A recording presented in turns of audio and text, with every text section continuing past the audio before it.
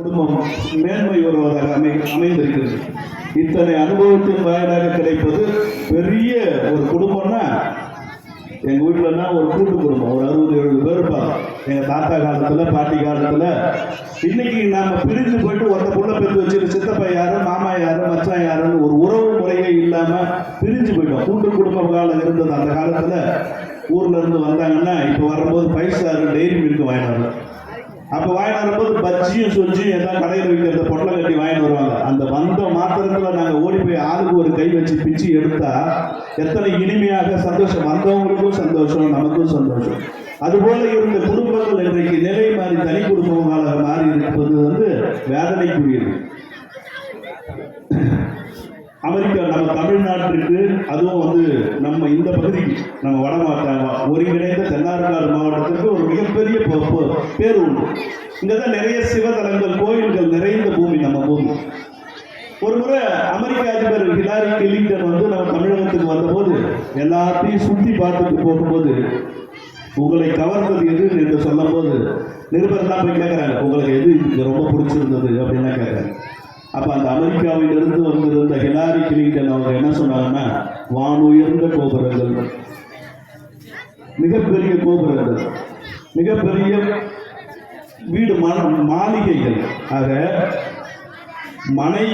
வானுயர்ந்த கோபுரங்களும் வானுயர்ந்த கட்டடங்களும் கோயில் திருக்குளங்களும் நிறைய செழித்திருக்கிறது. எங்கள் குடும்பங்களும் கோயிலாக இருக்கிறது. ஒவ்வொரு குடும்பத்திலையும் பார்த்தா, நான் பார்த்த பொண்கள்லாம் லட்சுமி கடாட்சமா மஞ்சள் பூசி திலகமிட்டு இருந்த கண்கொள்ளா காட்சியை நான் பார்த்தேன்னு சொன்னாங்க. அந்த மாதிரி நம்ம ஊருக்கே சிறப்பு வாய்ந்தது பெண்கள் மங்களகரத்தோடு இங்கே வீட்டில் இருப்பது உங்களை பார்த்து கொண்டு நான் மகிழ்ச்சி அடைகின்றேன். எந்த வீட்டில் அடிக்கடி சண்டை வருதோ நம்ம சொல்லுவோம், எந்த வீட்டில் நிறைய சண்டை இருந்ததோ அந்த ஊர் தான் நல்லா இருக்கும். சண்டை இல்லைன்னா செழிப்பாக இருக்கும். பார்த்துருக்கோம்னு நினைக்கிறோம். நிறைய சண்டைகள் இருந்தால் தான் அந்த இல்லறம் செழிக்கும்.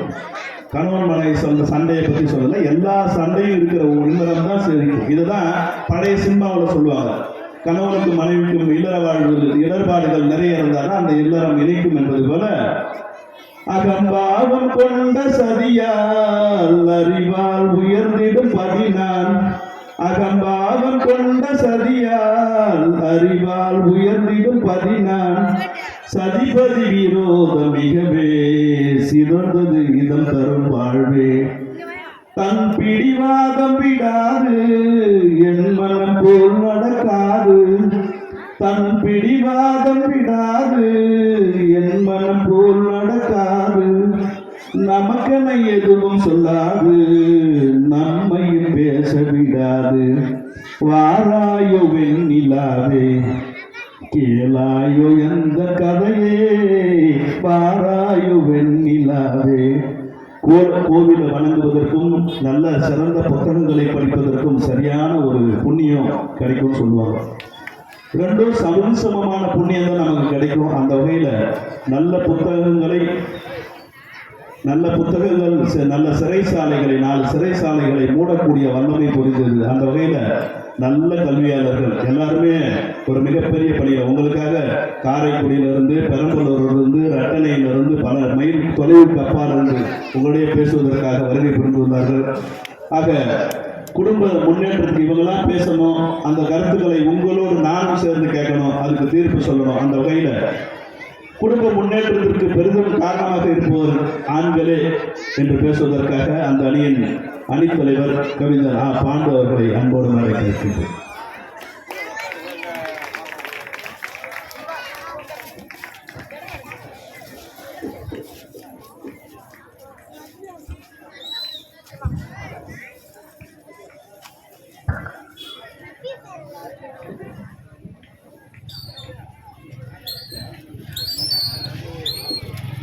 கனியிட ஏறிய சுளையும் முற்றல் கழையிட ஏறிய பாகும் பனிமலர் ஏறிய தேனும் காற்று பாகிட ஏறிய சுவையும் நனி பசு பொழியும் பாலும் தென்னை நல்கிய குளிரில நீரும் இனியன என்பேன் எனினும் தமிழை என்னுயிர் என்பேன் கண்டேன். தமிழ் நமக்கு உயிர். அலைக்கு கரையழகு, இரவுக்கு நிலவழகு, கடலுக்கு அலையழகு, கண்ணுக்கு மையழகு, காளைக்கு கொம்பழகு, காதலுக்கு நம்பிக்கை அழகு, குயிலுக்கு குரல் அழகு, கோவிலுக்கு சிறை அழகு, சிறுத்தைக்கு சீற்றமழகு, செடிக்கு பூ அழகு, மலைக்கு அருவி அழகு, மணிக்கு ஓசை அழகு, வீட்டிற்கு வாசல் அழகு, வானத்திற்கு மேகம் அழகு.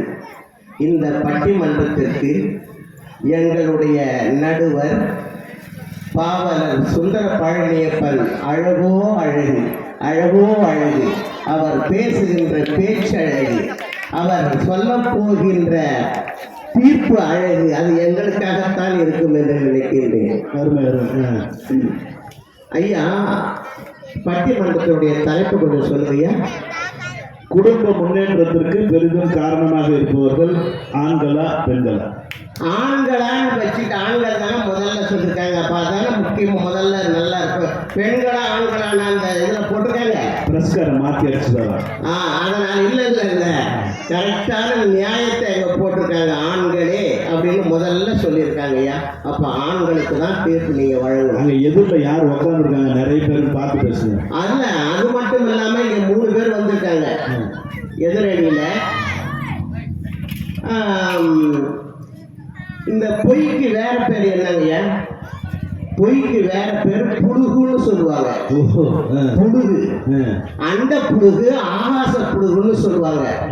அப்படி புழுகிறதுக்காகவே வந்திருக்காங்க. தான் தான் அந்த குடும்பத்திற்கு முன்னேற்ற. ஐயா, ஒருத்தவங்க அந்த புழுகு, ஆகாச புழு, இன்னொரு வெட்டி புழுகு.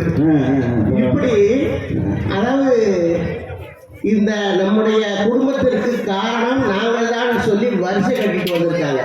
எங்கேயாவது இது அடுக்குமாயா? ஆண்கள் தான். ஒரு குடும்பத்திற்கு முன்னேற்றம் என்பது அனைவருக்கும் தெரிந்த ஒன்றே. இந்த பூண்டி குச்சி பாளையத்தை சுற்றி அழகான இங்கே வரும்போது பார்த்தீங்கன்னா அழகான மரம், செடி, கொடிகள் எல்லாம் படர்ந்து போய் மிக அருமையாக இருக்கிறது. மரம் எல்லாம் மிக வாரலாக உயர்ந்து நிழல் தந்து கொண்டிருக்கிறது, பழங்கள் தந்து கொண்டிருக்கிறது, காய்கறிகள் எல்லாம் தந்து கொண்டிருக்கிறது. போகும்போது தருவாங்க. தருவாங்களா? ஏன்? சரி சரி. அந்த மரத்திற்கு ஆணி வேராக இருக்கின்றவர்கள் ஆண்களே தான். ஆண்கள் இல்லை என்றால் அந்த மரம் வந்து வேர் இல்லை என்றால் அந்த மரம் செழிக்காது, பூக்காது, காய்க்காது, கனியாது. அந்த வேர் தான் ஆணி வேர். ஒரு குடும்பத்திற்கு ஆணி வேர் ஆண்களே என்று இந்த சந்தர்ப்பத்தை சொல்லிக் கொடுக்கின்றேன். இங்க பார்த்தீங்கன்னா எங்க பார்த்தாலும் விவசாய நிலங்கள் எல்லாம் இங்க இருக்கிறவரெல்லாம் விவசாய குடிமக்கள். பசிக்கு அன்னம் தருகின்ற நம் விவசாயிகள் இந்த ஊரை சுற்றி மிக அருமையான நிலங்கள் பயிரை விளைவித்து தன்னுடைய குடும்பத்திற்கும் பயன்படுத்தி இந்த நாட்டிற்கும் அந்த கொடுக்கிறார்கள் அந்த அன்னத்தை. நாட்டின் முதுகெலும்பு. நாட்டின் முதுகெலும்பாகிய விவசாயிகள். அந்த விவசாயிகள் பற்றி ஒரு பாடலை பாடுகின்றேன். இருந்திடலாம் நாட்டில் பல வண்ண கொடி, எத்தனையோ கட்சிகளின் எண்ணப்படி. இருந்திடலாம் நாட்டில் பல வண்ண கொடி, எத்தனையோ கட்சிகளின் எண்ணப்படி. பறக்க வேண்டும் என்றும் ஒரு சின்ன கொடி, அது பஞ்சம் இல்லை என்னும் மன்ன கொடி. பஞ்சம் இல்லை என்னும் மன்ன கொடி. விவசாயி விவசாயி கடவுள் எனும் முதலாளி, கண்டெடுத்த தொழிலாளி. விவசாயி விவசாயி கடவுளே கண்டெடுத்தவர் தான் இந்த விவசாயிகள். இந்த விவசாயிகள் அதாவது நிலத்தில் சேற்றில் காலை வைத்தால்தான் நாம் சோற்றில் கை வைக்க முடியும். அப்படிப்பட்ட ஒரு விவசாயிகள் தன் நெற்றி வேர்வை நிலத்தில் சிந்தி இந்த தினந்தோறும் காலையில போறாங்க, சாயந்தரம் தான் வர்றாங்க. கடும் வெயில். இப்ப பார்த்தீங்கன்னா 108 டிகிரிக்கு மேல அடிக்குது. இதுலேயும் விவசாய பெருமக்கள் உழைத்து தன்னுடைய குடும்பத்தை முன்னேற்றுவதற்காக எவ்வளவு பாடுபடார். இதை தெரியலைங்க அவங்களுக்கெல்லாம். இதை வந்து ஆண்கள் தான் சொல்லி அவங்களுக்கு தெரியல. அது மட்டும் இல்லைங்க, கடல்ல மீன் பிடிக்க போறாங்க இல்லையா மீனவர்கள். இந்த கடல் வளம் இருக்குது, அந்த கடல் வளம் ஒரு அருமையான வளம். அங்க மீன் வளம் அதிகமாக இருக்கிறது. அந்த மீன் வளர்த்தவங்க வந்து அவங்க கட்டு மரத்துல போய் எவ்வளவு கஷ்டப்படும், உயிரை பணயம் வைத்து கட்டு மரங்கள்ல போய் இரவு பகலாக இருந்து மீன் பிடித்து கொண்டு தன்னுடைய வாழ்க்கையை நடத்துகின்றார்கள் அந்த மீனவர்கள்.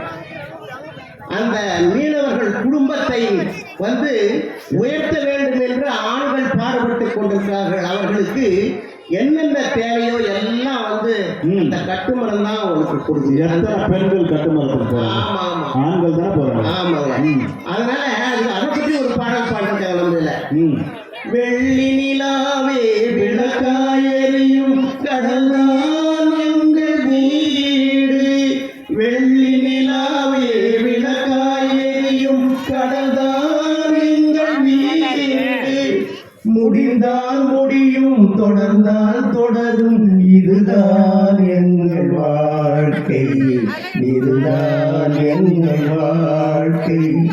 தரையில் பிறக்க வைத்தால் எங்களை தண்ணீரில் பிழைக்க வைத்தால், தரைமேல் பிறக்க வைத்தால் கண்களை பெண்களை கண்ணீரில் குடிக்க வைத்தால், தரைமேல் பிறக்க வைத்தால். பாருங்க எவ்வளவு நடுவர்களே. இந்த மாதிரி மீனவர்கள் மட்டுமில்ல, தொழிலாளிகள், விவசாயிகள் மற்றும் அந்த பட்டாசு தொழிலாளர் வேலை செய்யறாங்கள பாருங்க, அந்த பட்டாசு மாவை பூசிக்கொண்டு தன்னுடைய அந்த நாடெல்லாம் சிறப்பாக பட்டாசு கொண்டாட வேண்டும் என்பதற்காக அங்க தொழிலாளர்கள் படும் அவஸ்தை.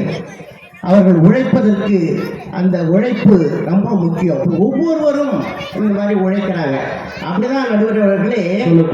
இங்க ஒரு வர்ற வழியில ஒரு மாணவியை பார்த்தேன்னா, ஹெட் மாஸ்டர் கன்றக்கோட்டையில் அங்கே ஒரு மாணவியை பார்த்தேன். என்னம்மா நல்லா இருக்கிறியா, கல்யாணம் ஆயிடுச்சா, உனக்கு குழந்தை குட்டிகள்லாம் இருக்காங்க அப்படின்னு கேட்டேன். ஆமாங்க ஐயா, குழந்தைலாம் இருக்காங்க, நான் இப்போ வந்து வேலைக்கு போகிறேங்க ஐயா. நான் அது வந்து 12வது படிச்சு நின்று போயிடுச்சு, கல்யாணம் பண்ணிட்டாங்க குடும்பத்தில்.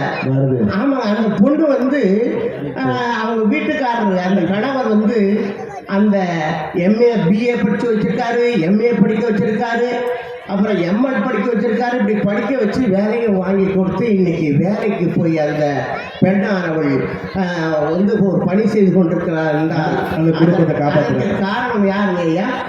நீங்க சொல்லுங்க. அப்பாதான். அந்த அப்பா பிள்ளையா இருந்தா அப்பாவை தான் பிடிக்கும். ஆமா, ஆண். அந்த ஆண் தான் இப்படி குடும்ப வளர்ச்சிக்கு காரணமாக இருப்பவர்கள் ஆண்கள் தான். இது எவ்வளவு மகிழ்ச்சியாக இருக்கிறது பார்த்தீங்களா?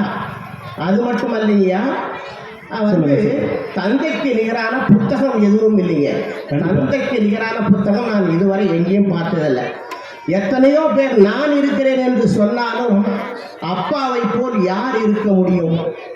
1000 மடங்கு அன்பை உள்ளே வைத்துக் கொண்டு எதிரியை போல் தெரியும் ஒரே உறவு இந்த அப்பா மட்டும்தாங்க. கண்டிப்பா கண்டிப்பா. வாழ்க்கையின் கஷ்டங்களை பிள்ளைகளுக்கு தெரியாம அந்த மற்றவர்களின் மகிழ்ச்சியில் தன் கஷ்டங்களை கரைப்பவர் இந்த ஆண் அப்பா.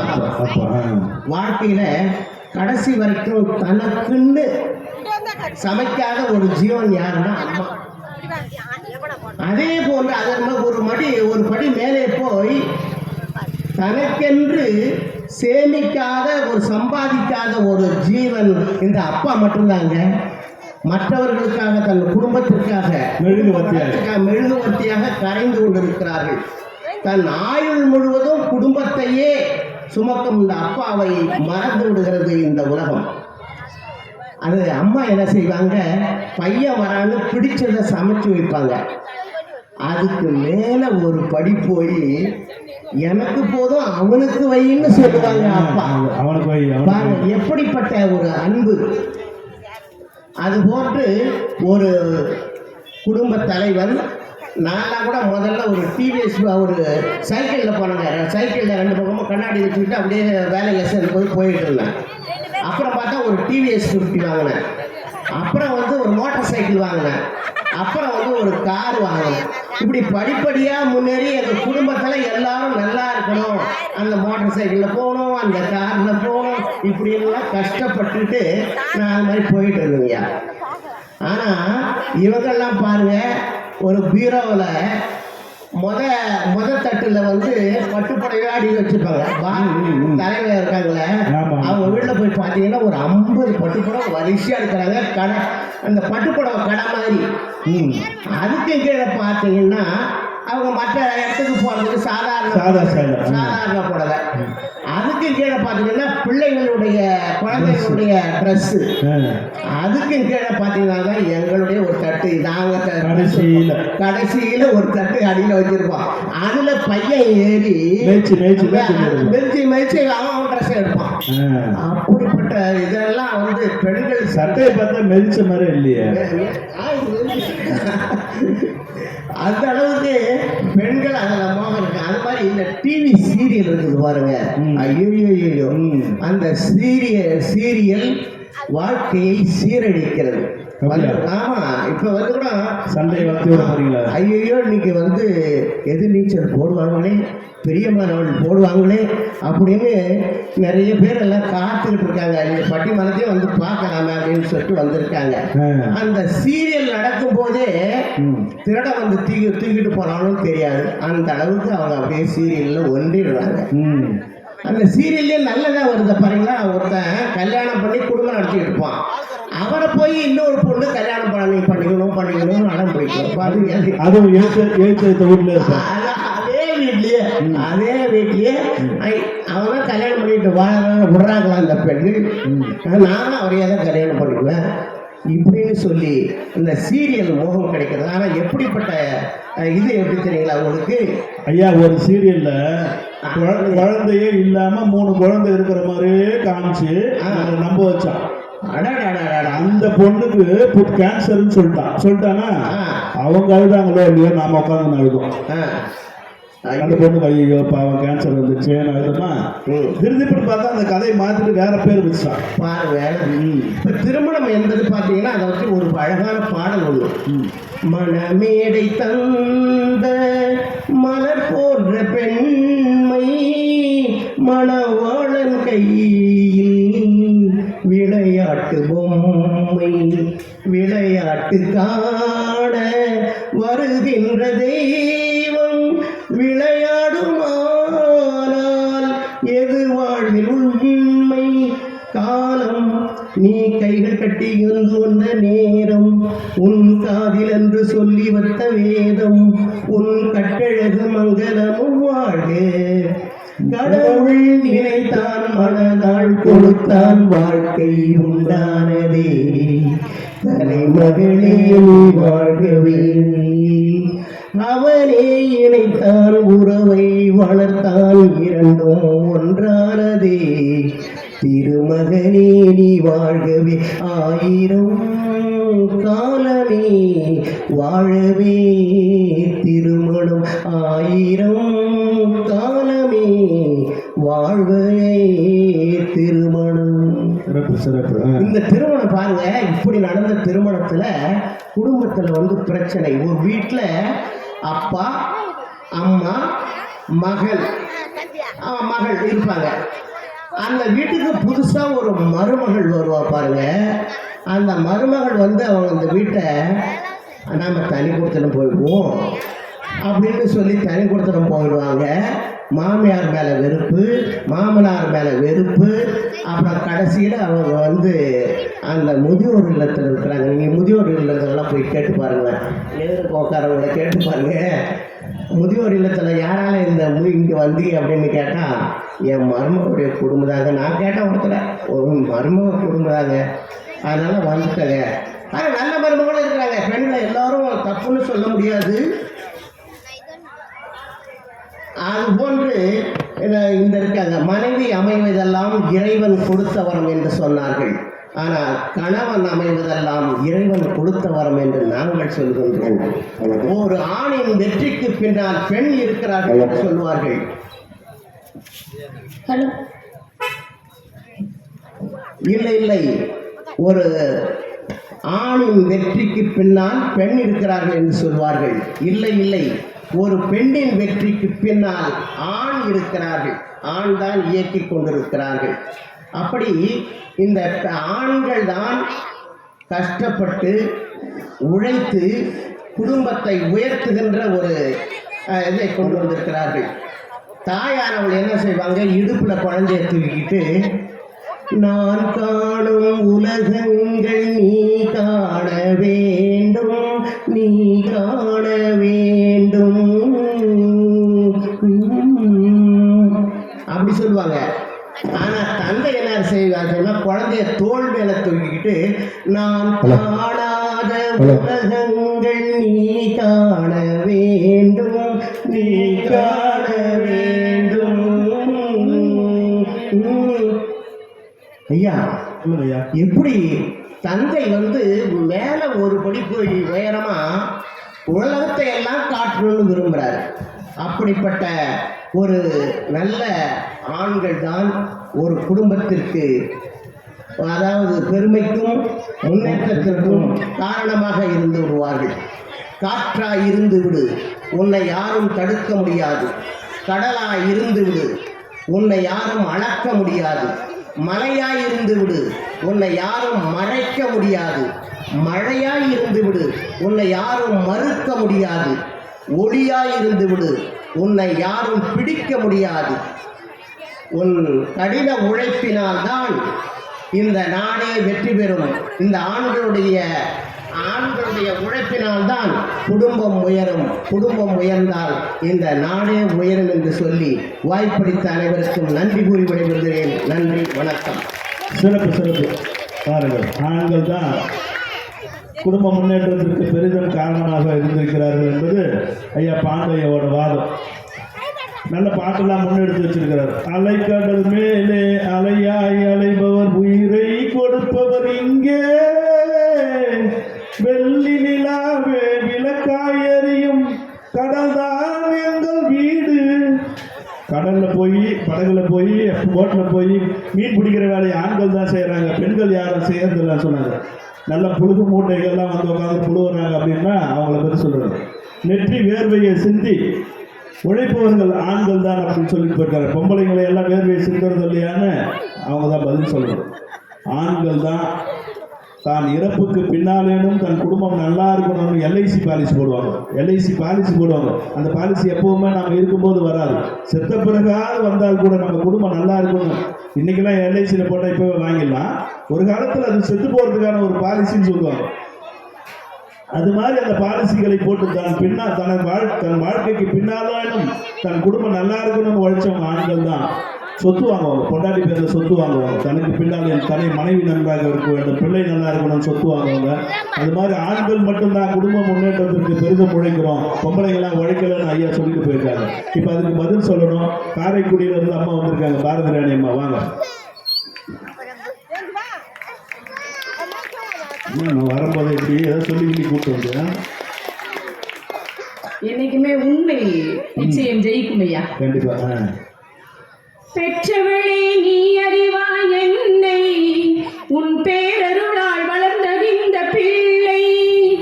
கற்ற கல்வி சிறிதளவே எனக்கு, அதை கடலாக்கி வைத்த புகழ் உனக்கு. சீரான சிந்தாலம்மா தாயே, சிறப்பான அருள் தருவாயே.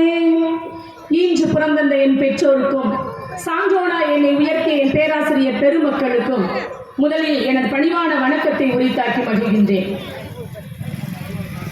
இந்த அழகியதொரு பட்டிமன்ற நிகழ்வினை ஏற்பாடு செய்திருக்கக்கூடிய அனைத்து சான்றோர் பெருமக்களுக்கும், எங்களுடைய வாய்மொழி கேட்பதற்காக தங்களுடைய செவிகளை திறந்து மனதை திறந்து காத்து கொண்டிருக்கக்கூடிய அத்துணை அன்பு உள்ளங்களுக்கும் எனது தலைதாழ்ந்த வணக்கத்தை உரித்தாக்கி, தமிழன்னைக்கும் எனது வணக்கத்தை உரித்தாக்கி மகிழ்கின்றேன். நடுவர் அவர்களே, நீங்க ஒரு சூப்பர் ஸ்டார், நானா? நீங்க ஒரு சுப்ரீம் ஸ்டார். ஐயா, நீங்க ஒரு டம்மி பீஸ். ஒரு டீ கூட உதவாது. இல்ல நீங்க ஒரு ரம்மின்னு சொல்ல வந்தேன். எது சொன்னாலும் ஒரு டீ கூட நான் வாங்கி தர போறது இல்ல.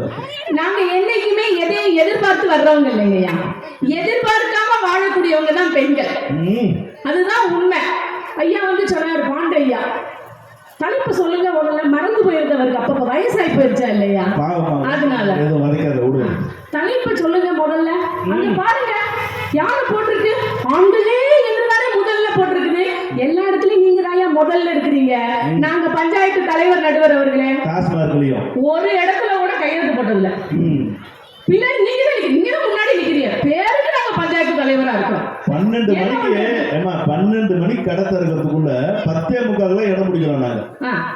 அதான் ஐயா படிச்சாங்களே ஒரு பாட்டு, தரை மேல் பிறக்க வைத்தான் எங்களை கண்ணீரில் தண்ணீரில் வைத்தான். அதான் நாங்களும் சொல்றோம். ஏயா தண்ணீரிலேயே மிதந்துகிட்டு இருக்கீங்கன்னு நாங்களும் கேட்கிறோம். இப்பவே அப்படிதான் இருக்கிறாரு.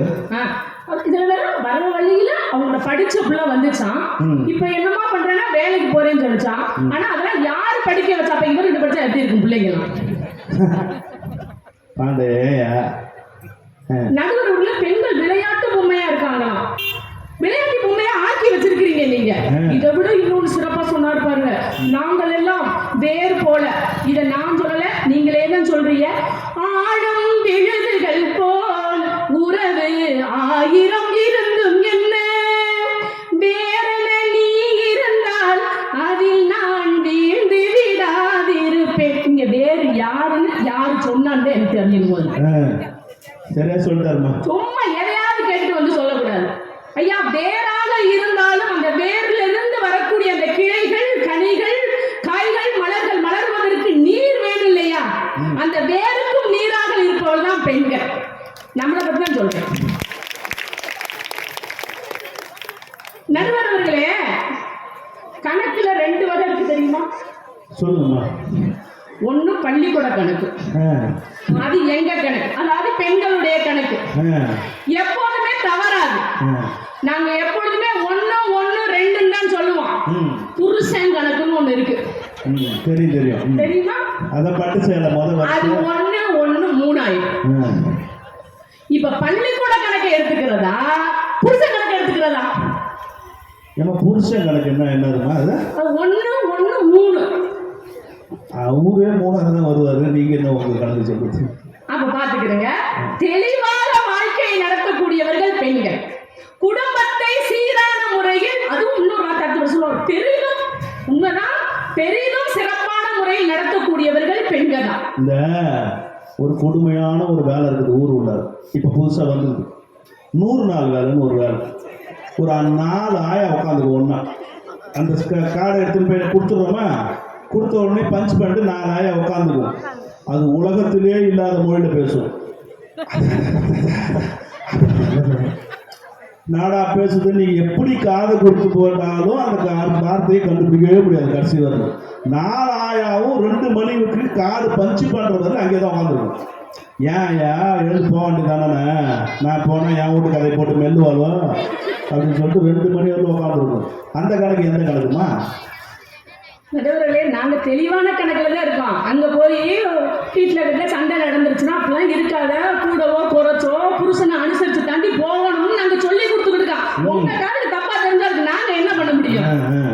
நடுவர்களே, இதுல சொல்றாரு, அப்பா உலகத்தை காமிக்கிறதுக்காக தோல்ல தூக்கி வச்சிருக்காராம்.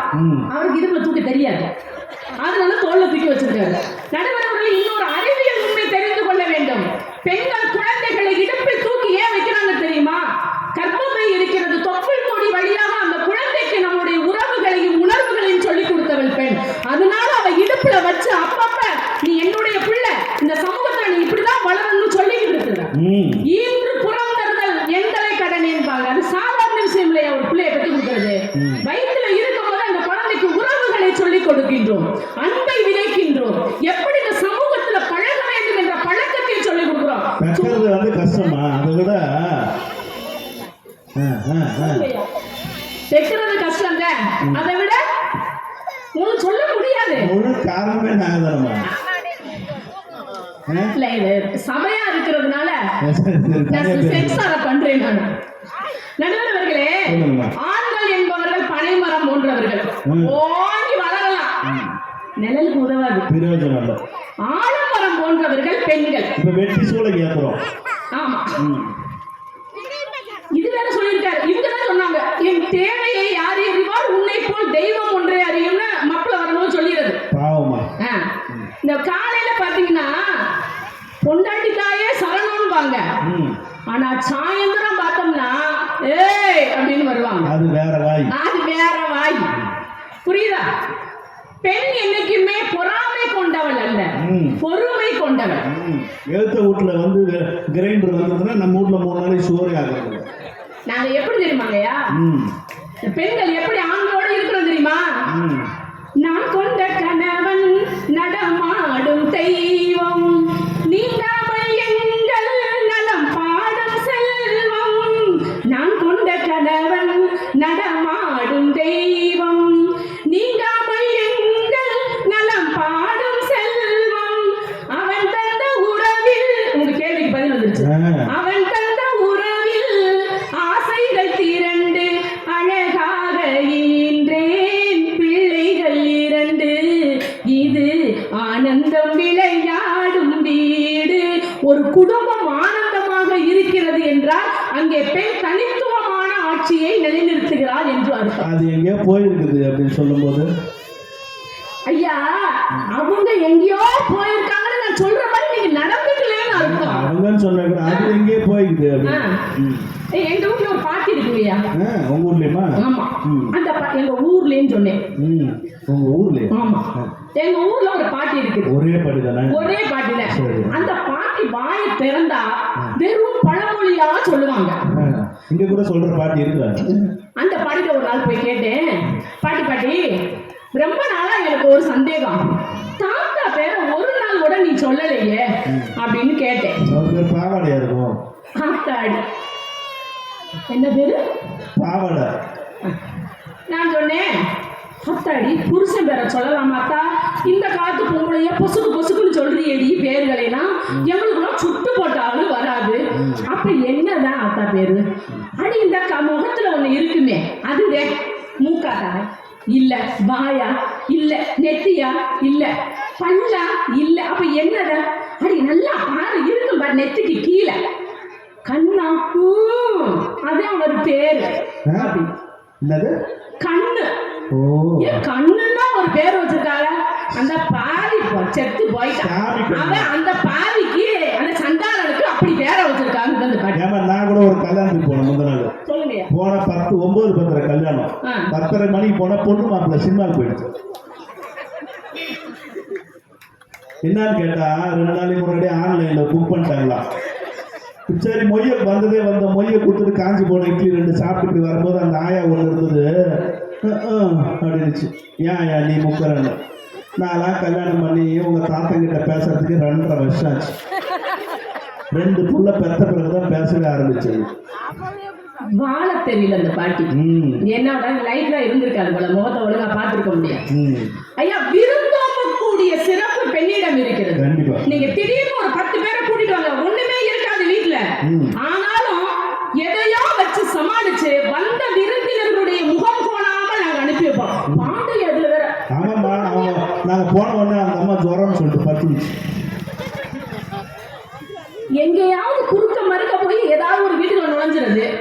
அப்புறம் அந்த படுத்துருக்க வீட்டுக்கு போனா படுத்துருக்க தயா சொல்றாங்க. பாண்டைய உருக்காம போன நீ வேற சொல்றேன். பாண்டையில சொல்றாரு, பட்டு புடவையா வச்சிருக்காங்களாம். கடைசி தட்டு மட்டும் அவருக்கு கொடுத்துட்டா. அந்த தட்டாவது உங்களுக்கு கொடுத்துருக்கேன் சந்தோஷம். நீங்க தானே சொல்றீங்க, நாங்க தான் உயர்த்திக்கிறோம், நாங்க எங்களுக்காக சம்பாதிப்பதில்லை, உலகக்காக சம்பாதிக்கிறோம், வீட்டுக்காக சம்பாதிக்கிறோம். நீங்க வாங்கி வச்சுக்கிறீங்க, உங்களை யாரும் வேணாம். இந்த பட்டு சேலை கட்டிக்கணும்னா நாங்க என்ன உங்களுக்காக கட்டிக்கிறாங்க, பொம்பளைங்க அவங்களுக்காக கட்டிக்கிறாங்க. எங்களுக்காக கட்டிக்கிறோம். குப்புசாமி பொண்டாட்டி, மாரியப்பன் பொண்டாட்டின்னு ஒரு பெருமைக்காக உங்களுக்காக தானே கட்டிக்கிறாங்க. ஐயா, நான் ஒவ்வொரு தடவையும் பட்டு புடவை கட்டிட்டு போகும்போது தெருவுல எல்லாரும் சொல்லுவாங்க தெரியுமா, அழகப்பை எவ்வளவு அருமையா அவன் முன்னாடி வச்சிருக்கான் பாரு. அவர் பேர் சொல்ல மாட்டேன், அவர் பேர் அழகப்பன். நான் சொல்றேன், அழகே இல்லாம இருக்கிற ஒரு பேர் அழகப்பா. என் வீட்டுக்காரி எவரும் அழகானவர் தெரியுமாயா? சும்மா தேவையில்லாம அவரை பத்தி எல்லாம் பேசாதீங்க. இன்னைக்கு அவர் இல்லைன்னா இந்த இடத்துல நான் நிக்க முடியுமா? அப்படின்னு பாண்டியா சொல்லிட்டு இருந்தார். யாருக்காக? நம்மளுடைய குடும்ப மரியாதை போய்விடக் கூடாது என்பதற்காக நாங்கள் அணிகலன்களை அணிந்து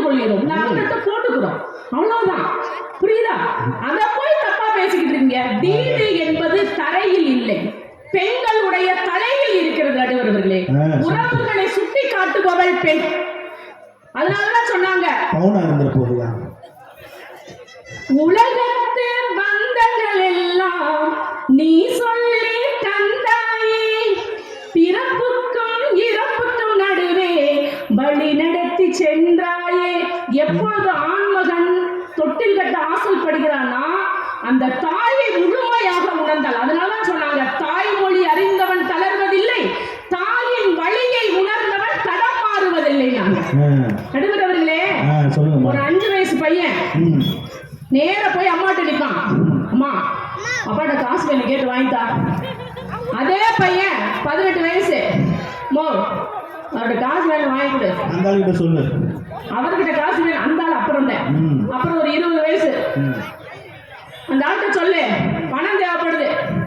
இப்ப அப்பா உள்ள இருந்து என்னம்மா இங்க சத்தம், உடனே இந்த அம்மா சொல்லுவாங்க பையனுக்கு ஏதோ பணம் கட்டணுமா கேக்குறாங்க, அதெல்லாம் இப்ப முடியாது. உடனே இந்த பையன் சொல்லிட்டு போவான், ஏய் உன் புருஷன்கிட்ட சொல்லி வை. இவ்வளவு நேரம் அந்த ஆளு அவரு இப்ப கடைசியில சொல்லுவான் உன் புருஷன்கிட்ட சொல்லி வை, கவனமா இருக்க சொல்லு அப்படின்ட்டு போவான். ஆனால் அதே மகன் சம்பாதித்து கொண்டு வரும் பொழுது அந்த தாயிடம் அந்த பணத்தை கொண்டு வந்து கொடுக்கும் பொழுது அந்த தாய் வாங்குவதில்லை. ஏய் போடா, கஷ்டப்பட்டு சுமந்து வளர்த்து வரும் உங்க அப்பாடா, உங்க அப்பா கையில கொண்டே கூடுறா, அந்த மகிழ்ச்சி அவருக்கு கூடுறான்னு சொல்லி வளர்க்கக்கூடியவள் தாய். நடுவரவர்களே, அதனாலதான் பெண்கள் தன்னுடைய குடும்பங்களுடைய முன்னேற்றத்துல சிறப்பிற்குரியவங்களா இருக்காங்கன்னு சொல்றோம். ஆக அதானே நான் மட்டும் பேச வந்தேன்னா நடுவருக்கு என்னதான் ஆகும்னே தெரியாது. நடுவர் அவர்களே, நோய்க்கு பாயை தேடுவதை விட தாயின் மடி தேடுபவர்கள் தான் அதிகமா இருக்காங்க இங்க. இந்த நாக்குனையார்னு ஒரு சொல் இருக்கு நடுவர் அவர்களே, அதற்கு மட்டும் விளக்கம் சொல்லிட்டு போயிட்டேன் நானு. நீங்க திருமணமாகி முதல்ல போறாங்க ஒரு வீட்டுக்கு ஒரு பெண், போகும் பொழுது அங்க யாரிடம் போய் புது உறவு புது இடம், யாரிடம் போய் உறவு கொள்வது, யாரிடம் பேசுவது, யாரிடம் நம்மளுடைய தேவையை அறிவிப்பது என்று தெரியாது. அப்படி இருக்கும் பொழுது இங்க சொல்லுவாங்க அங்க உனக்கு ஒரு நாத்துனா இருக்கிறா. யாரு நாத்துனா என்றால் புதிதாக போகக்கூடிய பெண்களினுடைய நாவிற்கு துணையாக இருப்பவள் நாத்துணையார். இது எதுக்கு சொல்றேன்னா, பாண்டைய ஆண்களா பெண்களான்னு பேசுறவங்க திடீர்னு மாமியாரா மருமகளான்னு போயிட்டாரு, கவனிச்சிங்களா? முதியோர் இல்லத்துல கொண்டு பெண்கள் தான் விடுறா. நீங்க எங்க போறீங்க? நீங்க சொல்ல வேண்டியதானே, உங்க அப்பா அம்மாவை நீங்க ஏங்க விடுறீங்க? புடிச்சு வச்சுக்க வேண்டியதானே. அவங்க சொல்றாங்க நீங்க ஏன் கொண்டு விடுறீங்க? அதனால் அந்த நாவிற்கு துணையான அந்த நாத்துணையார் இருக்கார் இல்லையா, அவளிடம்தான் அவள் தன்னுடைய எல்லா விஷயங்களையும் பகிர்ந்து கொள்ள வேண்டும் என்பதற்காக தான் அந்த உறவிற்கு ஒரு சிறப்பு உண்டு. நடுவர் அவர்களே, இவங்க எல்லாம் இந்த சித்திர மாசம் இந்த அன்னை ஹரியன் வருவார், ஆத்துக்குள்ள உட்காந்து ஒரு பாட்டு படிச்சுக்கிட்டு இருந்தார். வீட்டுக்காரம்மா அவங்க பத்தி பெருசா, ஆனா இங்க வந்து ஆண்கள் தான் காரணம் பேச உட்காந்துட்டாரு. எப்படி தெரியுமா பாடிட்டு இருந்தாரு? எல்லாருக்கும் எழுதி வச்சான், எங்களைத்தான் கட்டி வச்சான், புஞ்சாதியோ பூந்தோரணோ நானும் ரொம்ப சாதாரணம், வெண்ணிலவில் மேகம் போல என்ன அவ மூடி வைப்பா, மத்தவங்க கண்ணு பட்டா தத்தளிப்பா கண்டுடிப்பா, ஊருக்கவராணி போல எனக்கு மட்டும் அம்மன் போல, சொல்ல போன என்ன போல பாக்கியவான் யாரும் இல்ல, எல்லாம் என் யோகம் அப்படின்னு பாடிட்டு இங்க வந்து ஆண்கள் தான் குடும்ப முன்னேற்றத்திற்கு பெரிதும் காரணம் பேசிட்டு இருக்காங்க. நடுவர் அவர்களே, நிறைவாக எல்லை காக்கக்கூடிய ராணுவ வீரனானாலும் சரி, அயல் நாட்டில் இருக்கக்கூடிய அடிமை தொழில் செய்யக்கூடியவனாக இருந்தாலும் சரி, அந்த ஆண்மகன் என்னுடைய தாயோ என்னுடைய சகோதரியோ என்னுடைய மனைவியோ என்னுடைய குடும்பத்தை நிச்சயமாக நல்ல முறையில் நம்பிக்கையுடன் கட்டி நிறுத்துவாள் என்ற நம்பிக்கையில் அவர்கள் அங்கே காத்துக் கொண்டிருக்கிறார்கள். அவர்களுடைய இல்லத்தை நல்ல நிலையில் உயர்ந்தோங்கி வாழ வைப்பது பெண்கள் தான். ஆகவே பெண்கள் தான் இந்த குடும்ப முன்னேற்றத்திற்கு பெரிதும் மனம் வந்து செயல்படுகிறார்கள் என்று கூறி வாய்ப்பளித்தமைக்கும் வாய்மொழி கேட்ட உங்கள் அத்தனை உள்ளத்திற்கும் நன்றி பாராட்டி, இதுக்கு மேல அவங்க ஏதாவது பேசுறாங்கன்னா மறுபடியும் உங்களை சந்திப்பேன் என்று கூறி விடைபெறுகிறேன். நன்றி, வணக்கம். ஆண்டையா இப்பவே இங்கவே இப்படி பேசுறேன். அந்த அழகப்பன் நிலைமையை நினைச்சா பருவமா இருக்காங்க. பாவம் இருந்தாலும் விருந்தோம்பலை பற்றி சிறப்பாக சொன்னாங்க. விருந்தோம்பல் பெண், உண்மையிலே பெண்கள் நம்ம வீட்டுக்கு விருந்தாடி வந்துட்டாங்கன்னா இன்னைக்கு ஃபாஸ்ட் ஃபுட்டில் நம்ம ஆர்டர் கொடுத்தா அடுத்த 1/2 மணி நேரத்தில் வந்துடும். இவங்களோட தயவுலாம் தேவையில்லை. இருந்தாலும் நான் தனியாக வந்துடுறேன், நீ பார்த்து போ. அடுத்தது புது பெண்கள் அனைவரும் எல்லாரையும் விட்டுட்டு ஒரு நாத்தனார் ஓரவத்தையை நம்பி வீட்டுக்கு வர்றது பெருமைகள்லாம் சொன்னார். அடுத்து ஒரு ஹைலைட்டான என்னன்னா, ராணுவ வீரர் எல்லையில் போர் புரிகிற ஆண்களாக இருந்தால் கூட, இல்லை துபாயில் போய் சிங்கப்பூரில் போய் மலேசியாவில் போய் வேலை செய்யக்கூடிய ஆண்களாக இருந்தாலும் கூட அவர்கள் சம்பாதிக்கக்கூடிய பொருளை இங்கு அனுப்புவதால் எங்கள் அம்மா பார்த்துக்கோங்க, என் பொண்டாட்டி பார்த்துக்கோங்க அப்படின்னு ஒரு வைராகியத்தோட தன்னம்பிக்கையோட தான் செய்கிறாங்க அப்படின்னு சொல்லிட்டு போயிருக்காங்க.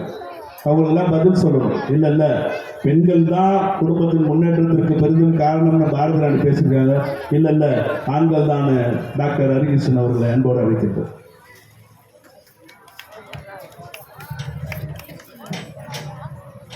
அன்னை தந்த மொழி அமுதூட்ட வந்த மொழி, பெண்ணை மொழிக்கெல்லாம் தாயாக நின்ற மொழி, என் அன்னை மொழியை வழங்கி எண்ணிய முடிதல் வேண்டும், நல்லவை எண்ண வேண்டும், திண்ணிய நெஞ்சம் வேண்டும், தெளிந்த நல்லறிவு வேண்டும், பண்ணிய பாவமெல்லாம் பருதிமுன் பணியை போல நன்னிய நின்மம் நீங்கு நசிந்திட வேண்டும் அண்ணார்.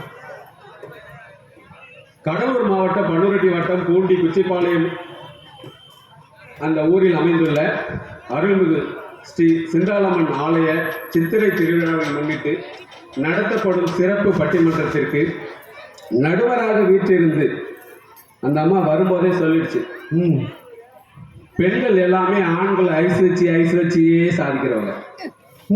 வரும்போதே நீங்க சூப்பர் ஸ்டார்னு சொல்லிடுச்சு. அதுலயே நீங்க மயங்கிட்டீங்க. கடைசியில் இன்னொன்னு சொன்னாங்க, டம்மி பீஸ். இல்ல, அவங்க சொன்ன சூப்பர் ஸ்டார்னு நீங்க கருப்பாக்குறீங்கன்னு சொல்லிட்டாங்க. இப்படி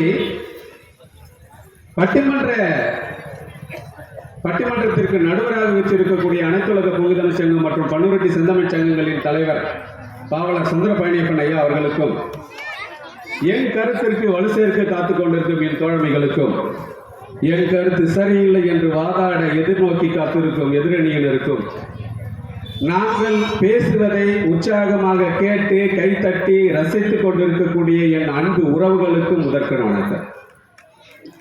நடுவர் அவர்களே, சொல்லுங்க ஐயா. எங்க ஐயா ஆண்கள் ஆணி வேறுன்னு சொன்னார். அந்த அம்மா நீரா இருக்கணும்னு சொன்னாங்க.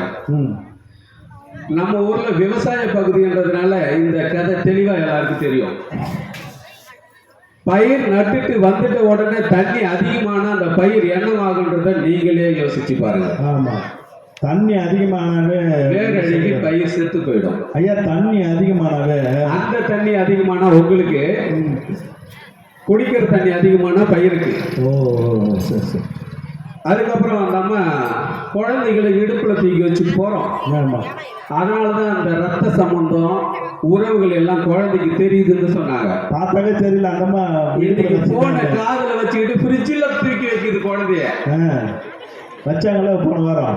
ஃப்ரிட்ஜில் தூக்கி வைக்கிற குழந்தைய இடுப்புல தூக்கிட்டு போறாங்களா? என்னைக்காவது நீங்க பாருங்க நடுவர் அவர்களே, பையை தூக்கிட்டு போறவனும் பிள்ளையை தூக்கிட்டு போறவனும் ஊருக்கு போகும்போது ஆண்கள் தானே தவிர பெண்கள் இல்லை. நடுவர் அவர்கள் நல்லா பாருங்க, பாவம் அவன் லக்கேஜை தூக்கிட்டு போற மாதிரி போயிட்டு இருக்கான். அடுத்து தாத்தா பேரு தெரியாது, சொல்லக்கூடாது அப்படின்னு சொல்லிட்டு இருக்காங்க. இன்னைக்கு நாங்க அதனாலதான் அர்ஜுன் சார், ஹஸ்பண்ட் சார்னு சொல்லிட்டு இருக்கோம். ஏன்னா வீட்டுக்காரர் பேர் சொல்லக்கூடாது இல்ல, அதனால உலகத்து பந்தங்கள் எல்லாம் சொன்னது சொல்லி கொடுக்கறது பெண்கள் தான் அப்படின்னு சொன்னாங்க. ஐயா, இவர் தாண்டா உங்க அப்பான்னு 3வது மனுஷன் தான் சொல்லிட்டு இருக்கான். அந்த அளவுக்கு வெளியூர்ல போய் வேலை பார்க்கறவன் ஆண்களா இருந்துகிட்டு இருக்கான் குடும்பத்தை காப்பாற்றணுன்றதுக்காக. பார்த்த உடனே துபாயில இருந்து வந்தாரு, அந்த குழந்தை பயந்துட்டு ஓடுது. ஆமா, அப்புறம் அந்த அம்மா சொல்லுது, வாடா அப்பாடா அப்பாடா அப்பாடா அப்பாடான்னு அப்பாடா அப்பாடான்னு பண்ணிட்டு இருக்கீங்க. அது மட்டும் இல்லைங்கய்யா, உபசரிப்பிற்கு பெண்களை போல் வேற யாரும் இல்லைன்னாங்க. ஒரு பாட்டுங்கய்யா, குழந்தைக்கு தாலாட்டு பாடுறாங்க அந்த அம்மா. ஆறாரோ ஆறிரோ ஆறடிச்சா சொல்லி அழு கேக்குது. அந்த குழந்தை சொல்லுங்களா கேக்குறாங்க.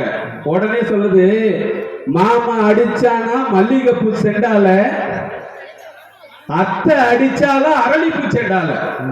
ஏன்னா அத்தானா அவங்களுக்கு எதிரி, மாமனா நம்ம கூட பிறந்தவன். மாமா அடிச்சா மல்லிகைப்பூ செண்டு, அத்தை அடிச்சா அரளிப்பூ செண்டா? அது உங்க காலத்துல இப்ப இருக்கிற குழந்தை என்ன தெரியும் சொல்லுது, சொல்லுங்கய்யா. எம்மா பாடாதே அம்மா நான் தூங்க போறேன் அப்படின்னு. நடுவர் அவர்களே, சொல்லுங்க ஐயா. ஆண்களுக்கும் பெண்களுக்கும் பொதுவான விஷயங்கள் உண்டுங்கய்யா. சொல்லுங்க. மகாபாரதத்துல துரியோதனனும் தர்மனும் நகர்வலம் போனாங்களாம். அப்படியா? துரியோதன நகர்வலம் போயிட்டு வந்து சொன்னானா துரோணர்கிட்ட, இந்த ஊர்ல நகரத்துல யாருமே நல்லவங்களே இல்லைன்னு. தர்மம் வந்து சொன்னாங்கன்னா இந்த ஊர்ல யாருமே நகரத்துல யாருமே கெட்டவங்க இல்லைன்னு சொன்னாங்களா ஐயா. இந்த ஆண்கள் பார்க்கக்கூடிய பார்வைக்கும் பெண்கள் பார்க்கக்கூடிய பார்வைக்கும் வித்தியாசம் இருக்குங்கய்யா. ஆண்கள் எல்லா விஷயத்தையும் தர்மம் போல நல்லதா தான் பார்த்துட்டு இருக்கோம். ஆமா. பெண்கள் எல்லா விஷயத்தையும் துரியோதனம் போல கெட்டதா தான் போட்டுட்டு இருக்கு. இந்த மஞ்சள் கண்ணாடி போட்டுக்கிட்டா மஞ்சளா தெரியும் இல்லைங்களா, அவங்க வரும்போதே அந்த மஞ்சள் கண்ணாடியோட வந்தவங்க ஐயா. கண்டிப்பா 3 பேரும். ஆமாங்க ஐயா. எல்லா ஆண்களையும் நல்லதுதான், நல்லவங்க ஐயா. ரேடியோ செட்டுக்காரு கூட எல்லா ஆண்களும் நல்லவங்க தாங்க ஐயா. ஐயா சொல்லுங்க.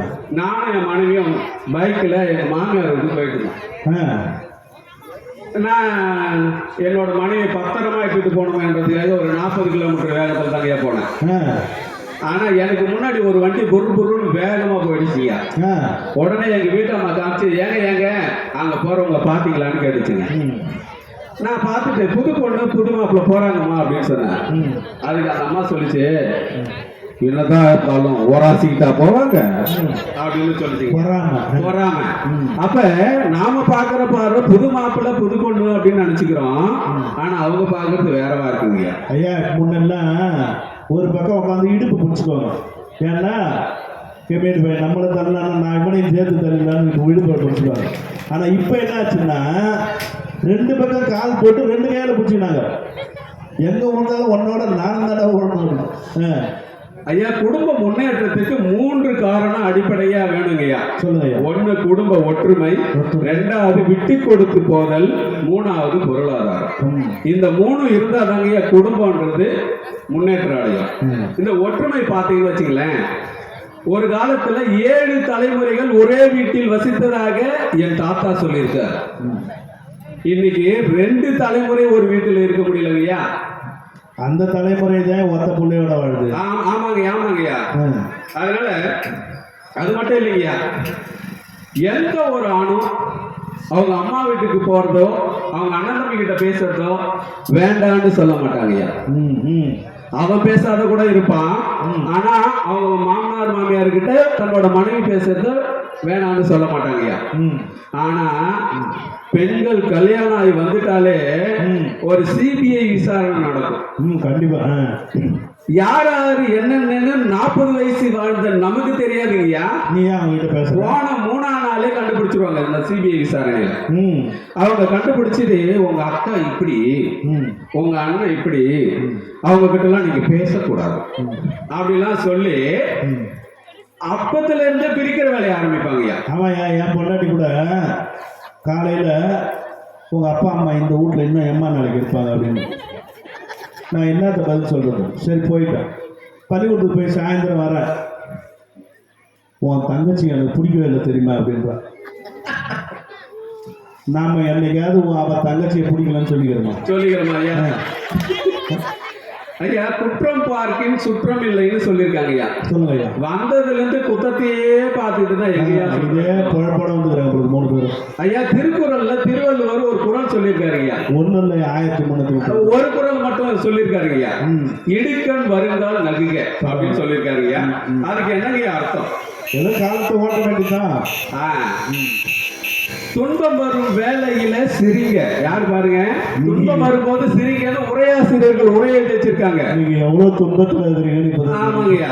துன்பம் வரும் வேலையில சிரிங்க என்று சொல்லி வச்சார் வள்ளுவர். சரிங்க. பாம்பு வந்து கடிக்கையில் பாழும் உடல் துடிக்கையில் யார் முகத்தில் பொங்கி வரும் சிரிப்பு. மனைவி உருட்டுக்காட்டை எடுத்துட்டு வரும்போது சிரிப்பு வருங்களா? வருமா? அந்த நேரத்துல சிரிக்க முடியுமா? முடியுமா? அப்புறம் எப்படிங்க அந்த இடுக்கன் வருங்கள் நகுகன்னு சொன்னாரு? ஐயா நினைப்பாரு, அவங்க வீட்டுக்காரங்க செஞ்சிருவாங்க. ஆமாங்கய்யா, இவர் அடிக்கலாம்னு நினைப்பாரு, அவர் அடிச்சிருவாங்கய்யா. கை ஓங்கினாலும் மேல ஓட அடி விடுங்க. இப்படிதாங்க இருக்கு. இங்க இடுக்கன் என்பது இடுக்கி நெருக்கடியை சொல்றாருங்கய்யா. இப்ப அம்மா ஒரு வேலை இடும், தம்பி எனக்கு உடம்பு சரியில்லை, மாத்திரை வாங்கி வாடான்னு சொல்லும். உடனே அவங்க சொல்லுவாங்க, ஏங்க அவங்க தான் மகளிர் உரிமை தொகையெல்லாம் வாங்கிட்டு இருக்காங்க, ஏறு வேலைக்கெல்லாம் போறாங்க, பென்ஷன்லாம் வாங்குறாங்க, முதியோர் பென்ஷனு, அவங்களுக்கு நீ ஏன் நீ வாங்கி கொடுக்க போற அப்படின்னு சொன்னாங்கய்யா. சரி, நான் பள்ளிக்கூடம் போயிட்டு வரும்போது அதாவது மனைவிக்கு தெரியாம வாங்கிட்டு வந்து மாத்திரை கொடுத்துட்டேங்க. அந்த அம்மா சிபிஐ விசாரணை தொடங்கிடுச்சு. மறுபடியும் கேக்குது, நீங்க உங்க அம்மாவுக்கு மாத்திரை வாங்கி கொடுத்தீங்க போல இருக்கு. இல்லம்மா, சத்தியமா கிடையாதுமா, எந்த ஆணும் போய் தான் சொல்லுவான், சத்தியமா கிடையாதுமா. ஏங்க நீங்க வாங்கி வந்து கொடுத்தீங்க, இந்த கவர்ல கொடுத்தீங்க, இவ்வளவு ரூபா அது அப்படின்னு சொல்லுவாங்கய்யா. இப்படி கொடுத்துட்ட பிறகு அந்த மனைவி ஒரு பக்கம் நெருக்கடி, அம்மா ஒரு பக்கம் நெருக்கடி இருக்குல்ல, அந்த ரெண்டு பக்கத்தோட நெருக்கடியை சமாளிக்கிற ஒரு விஷயத்தை தாங்க திருவள்ளுவர் சொல்லி கொடுத்தாரு. அதெல்லாம் விடுமா, அம்மா தானே வயசானவங்க போறாங்க அப்படின்னு சிரிச்சு நாம தப்பிச்சு வரணுங்கய்யா. அதுதான் இடுக்கல் வருங்கால் நகுங்க. இடுக்கல் வருங்கால் நகுங்க ரெண்டு, அதாவது மனைவியும் அம்மாவும் நெருக்கடி கொடுக்கும் போது சிரிச்சு தப்பிச்சுக்கொள் அப்படின்னு ஒரு ஐடியா கொடுத்துட்டு போயிருக்காருங்கய்யா. ஐயா ஆமாங்கய்யா, கணவன் எப்படி இருக்கணும் தெரியுங்களா? ஒரு மனைவிக்கு இரண்டாவது தந்தையாக இருக்க வேண்டும். மனைவி எப்படி இருக்கணும் தெரியுங்களா? கணவனுக்கு இரண்டாவது தாயாக இருக்க வேண்டும். இப்படி இருந்தால் குடும்பம் வளர்ச்சி அடையும். ஐயா, அடுத்தது விட்டு கொடுத்து போதல்னு ஒண்ணு இருக்குங்கய்யா. கணவனுக்காக மனைவியும் மனைவிக்காக கணவனும் விட்டு கொடுத்து போனான்னா அந்த குடும்பம் வளர்ச்சி அடையும். ஐயா, ஒரு ரகசியம் சொல்றேங்கய்யா, வெளிப்படையா சொல்ல போறீங்க? ஆமா, மைக்ல சொல்றேங்கய்யா ரகசியம். பெண்கள் எப்பொழுதும் அடம்பிடிப்பவர்களாக இருக்கிறார்கள், ஆண்கள் எப்பொழுதும் விட்டு கொடுப்பவர்களாக இருக்கிறார்கள். அந்த அம்மா தான் பரிதாபமா உட்கார்ந்து அது போய் அடம் பிடிக்கிறது சொல்றேன். ஐயா, குழந்தை ஏன் அடம் பிடிக்குது தெரியுங்களா? குழந்தை ஏன் அடம் பிடிக்குது தெரியுங்களா? சொல்லுங்க. அது 10 மாசமா அம்மா வயிற்றுல ஊறி அடம் பிடிக்கிறத கத்துக்கிட்டு வந்துருச்சு. அம்மா கிட்ட. ஆமா. அதுக்கப்புறம் கொஞ்ச நாள் வளர்ந்த உடனே ஐயோ அடம் பிடிக்கிறது தப்புடான்னு சொல்லி அதை மாத்திக்கிச்சு. அது எப்படி மாறிச்சோ தாத்தா கூட சொல்லி கொடுத்துருக்கலாம், மாறிடுச்சுங்கய்யா. ஐயா, மனுஷனுக்கும் புருஷனுக்கும் என்ன வித்தியாசம் தெரியுங்களா? ஐயா, தப்பு பண்ணிட்டு மன்னிப்பு கேட்கிறவன் மனுஷன், தப்பே பண்ணாம மன்னிப்பு கேட்கிறான் பாருங்க, அவன் தான் மனுஷன். காலில் ஊந்துறவங்க கூட புருஷன் தான். அதாங்க மன்னிப்புன்னு சொன்னேன் நானு. ஐயா, ஒரு செய்தித்தாள்ல ஒரு செய்தி படிச்சங்கய்யா.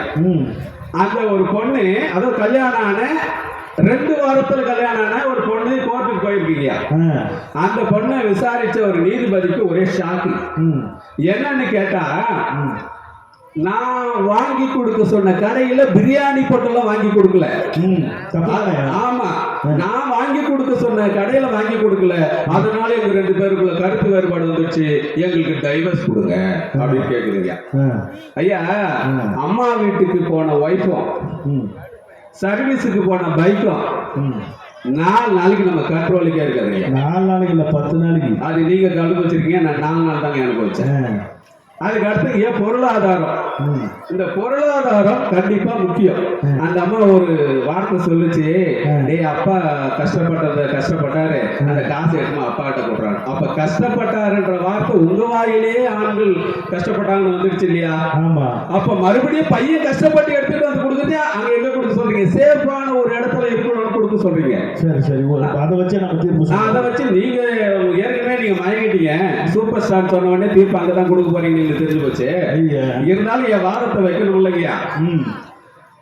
ஐயா, உத்தியோகம் புருஷ லட்சணம்னு சொன்னாங்கய்யா. இன்னைக்கு அது மாறி போச்சு. அதுக்காக எங்க அப்பா அம்மா தான் எங்களை எல்லாம் படிக்க வச்சாங்க. நான் சம்பாதிக்கிற எல்லா பணத்தையும் எங்க அப்பா அம்மாவுக்கு கொடுக்கறதா இருந்தா சொல்லுங்க, உங்களை நான் கல்யாணம் பண்ணிக்கிறேன் அப்படின்னு பொண்ணு பார்க்க வரும்போது பொண்ணு சொன்னா என்னங்கய்யா நடக்கிறது? அதுக்கப்புறம் அவன் கல்யாணம் பண்ணிட்டு என்ன பண்ண போறான்? ஒரு நாத்தை பிடிங்கி இன்னொரு இடத்துல நடுறாங்க ஐயா. அந்த நாத்தை பிடிங்கி நடும்போது நாத்த காலுக்கு மகசூல் கொடுக்குதா, பிடிங்க நடுற இடத்துல மகசூல் கொடுக்குதாங்க ஐயா? அப்படி இந்த அம்மா காசை பூரா அங்கதான் கொடுப்பேன்னு சொன்னா உடனேமா நான் கட்டிட்டு வரணும், அது போல இருக்கீங்கய்யா. ஆக கல்யாணம் பண்றவங்க கல்யாணம் பண்ணாதீங்க, இல்லைன்னா சம்பாதிக்கிற பொண்ணா வந்தா சம்பளத்தை நீங்க வாங்கி வச்சுக்கீங்க அப்படின்னு சொல்றீங்க. முடியுங்க ஐயா. ஆமா ஐயா, இன்னொரு இறுதியாக ஒரு விஷயத்தை சொல்லி முடிக்கிறையா. இறுதியாக நீங்க தான் முடியும்னு சொல்றீங்க. புராண கதைகள் உங்களுக்கு தெரியும். பார்க்கடலை, திருப்பார்கடலை அசுரர்களும் தேவர்களும் சேர்ந்து கடைந்தார்கள், அதிலிருந்து அமிர்தம் எடுத்தார்கள், அதிலிருந்து பல பொருட்கள் வந்தது, அதுல ஒண்ணு நிலா அப்படின்றதெல்லாம் நீங்க பார்த்திருப்பீங்க, பேசியிருப்பீங்கய்யா. இப்போ 2 பேர், அதாவது அங்க வாசுகின்னு ஒரு பாம்பு, பார்க்கடல், மலை, அசுரர்கள், சூரர்கள் 2 பேரும் தயிர் கடைகிறாங்கய்யா, பார்க்கடல் கடைகிறாங்கய்யா. இந்த பார்க்கடல் என்பது உலகங்கய்யா, கயிறு என்பது வாழ்க்கை, இந்த மேரு மலை என்பதுதான் பெண்ணு. இந்த இடத்துல வாழ்க்கைக்கும் அதுக்கு தத்துவம் இருக்குங்கய்யா. மேருமலை என்பது பெண்ணு. இந்த தேவராசுர்கள் இருக்காங்கல்ல, அவங்க தான் அப்பாவும் மாமனார் மாமியாரும். அதுல நீங்க அப்பாவை அசுரரா எடுத்துட்டாலும் சரி, மாமனார் மாமியார் அசுரரா எடுத்துட்டாலும் போங்க, ரைட். இதுல எல்லா வேலையும் முடிஞ்சு 2 பக்கம் சுத்தக்கூடியவ. மாமியார் சொல்றது கேட்கணும், அப்பா அம்மா சொல்றது கேட்கணும். அப்பா அம்மா சொல்லி கொடுத்து முந்தானையில முடிஞ்சு வச்சுக்கின்னு சொன்னாலும் செய்யணும். இங்க எனக்கு தண்ணி கொண்டு கொடுமான்னு மாமனார் மாமியார் சொன்னாலும் செய்யணும். இந்த 2 பக்கமும் உராயக்கூடிய, உராசக்கூடிய, உருளக்கூடியது பெண்ணுங்கய்யா. ஆனா இங்க ஆண் எங்க இருக்கா தெரியுங்களா? அந்த மத்து தாங்கக்கூடிய ஆமையாக துன்பப்பட்டு கஷ்டத்தை வெளிப்படுத்தாமல் அமைதியாக இருந்த அனைத்து சூழலையும் சந்திக்கக்கூடிய அந்த ஆமை தானே ஆண்கள். இப்படி எல்லா வகையிலும் ஆண்கள் ஒற்றுமையாகவும் விட்டு கொடுத்து போறவங்களாகவும் சம்பாதிக்கக்கூடியவங்களாகவும் இருக்கக்கூடிய ஆண்களே குடும்ப முன்னேற்றத்திற்கு காரணம் சொல்லி விடைபெறுகிறேன். நன்றி, வணக்கம் ஐயா. சிறப்பு சிறப்பு. ஆண்கள் தான் குடும்ப முன்னேற்றத்திற்கு பெரிதும் காரணமான மத்து பார்க்கடலை கடைஞ்ச கதையெல்லாம் சொல்லியிருக்காரு. என்னம்மா நீங்கள் போய் பெண்கள் ஒரு ஃப்ரிட்ஜு 25,000 ரூபாய் கொடுத்து வாங்கி அந்த ஃப்ரிட்ஜில் 3 நாள் சட்னி, 7 நாள் சாம்பார், அரை வெங்காயம், முழு தக்காளி வச்சுக்கணும். அதே ஆம்பளை கிட்ட அந்த ஃப்ரிட்ஜை கொடுத்துப்பாரு.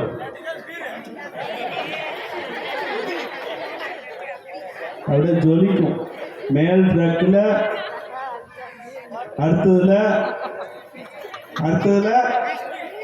ஃப்ரிட்ஜை திறந்தாவே கலக்கலன்னு தக்காளி வச்சு அழுவ வைக்கிற நீங்கள் போய் குடும்பத்துக்கு முன்னேற்றத்துக்கு பெரிய காரணமாக இப்போ ரொம்ப மனசு புலம்பிட்டு போய்கிறாரு.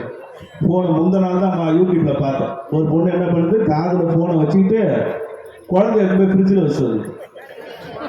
அந்த மாதிரி நீங்கள் இருக்கிறீங்க. நீங்கள் போய் குடும்பத்தை அப்படியே முன்னேறுவீங்க அப்படி இப்படின்னு சொல்லிட்டு பாவம் ரொம்ப குடும்ப கதையெல்லாம் சொல்லிட்டு புலம்பிட்டு போயிருக்காரு. நம்ம பெரக்கூட வந்து இந்த அம்மா வந்துட்டு பாவம் நல்ல வெயிலில் வந்து வாங்க உமாதேவி உங்க கதையை சொல்லுங்க. பூண்டி குச்சிப்பாளையம் கிராமத்தை சிறப்புற காத்து கொண்டிருக்கும் அருள்மிகு சிந்தாளாமனை முதற்கண் வேண்டுகிறேன்.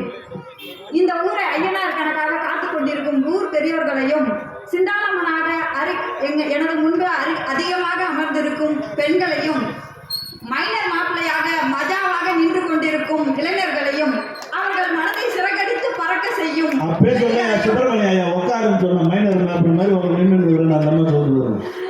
இளைஞர்களையும், பாரதிய கவிஞனாக இப்பட்டிமன்றத்தை சிறப்புற நடத்தும் நடுவர் அவர்களையும், எங்களது கருத்துக்கு எதிராக வந்திருந்தாலும் நீங்கள் ஆண்களாக இருப்பதால் ஓரளவு நீங்கள் சிங்கம் என்று ஒத்துக்கொண்டு உங்களையும் வணங்கி எனது கருத்துக்கு வலு சேர்க்க என் அருகில் அமர்ந்திருக்கும் பெண் தங்கங்களுக்கும், நான் பேசுவது புரியவில்லை என்றாலும் என்னை கைத்தட்டி உற்சாகப்படுத்த வந்திருக்கும் குழந்தைகளுக்கும் எனது அடுத்த வணக்கம்.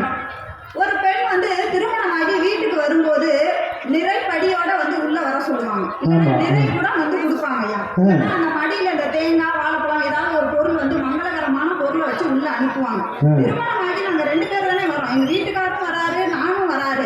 ஏன் எனக்கு மட்டும் நிறை கூட, நிறை மடி இந்த மாதிரிலாம் கொடுத்து அனுப்புறீங்க?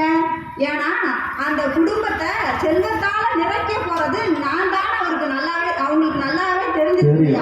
அதனாலதான் எனக்கு நிறைப்படியை கொடுத்து அனுப்புறாங்க. நீங்க அந்த வீட்டுல தானே பிறந்தீங்க, இதுல என்ன தெரியுதா?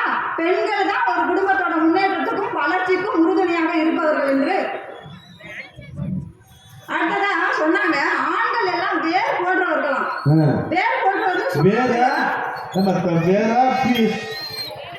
வேர் போன்றவர்கள் சொன்னாங்க. ஏழான ஒண்ணு பாருங்க, வேறுன்னு சொன்னவங்க வெட்டி வேறா சல்லி வேறா மறந்துட்டாங்க பாத்தீங்களா? சொல்லணும்ல, அதையே நீங்க சொல்லிட்டு போயிருக்கணுமா இல்லையா? அதுக்கப்புறம் ஒருத்தர் சொன்னாங்க, நான் அவர் சொன்னால் வேறு இருந்தா உங்க காது ஊதுதா?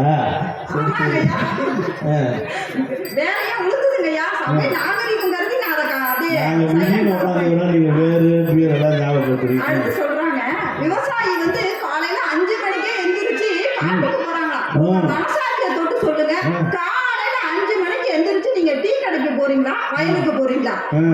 டீ கடை வந்து மினிமமா 4 மணிக்கு ஓபன் பண்றாங்க ஐயா.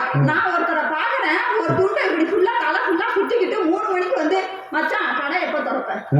காலையில 4 மணிக்கு. நீ 6 மணிக்கு பாத்தியா? நான் 12 மணிக்கு பார்த்தேமா? நீங்க 12 மணிக்கு வேற கடையில பாத்துருப்பீங்க ஐயா. நான் வந்து டீ கடைக்கே பாக்குறேன். இவங்க வந்து காலையில 4 மணிக்கு விவசாயம் பார்க்க போறாங்க. அப்ப நீங்க விவசாயம் பார்க்க போறீங்கன்னா நாங்க என்ன பண்றோம்?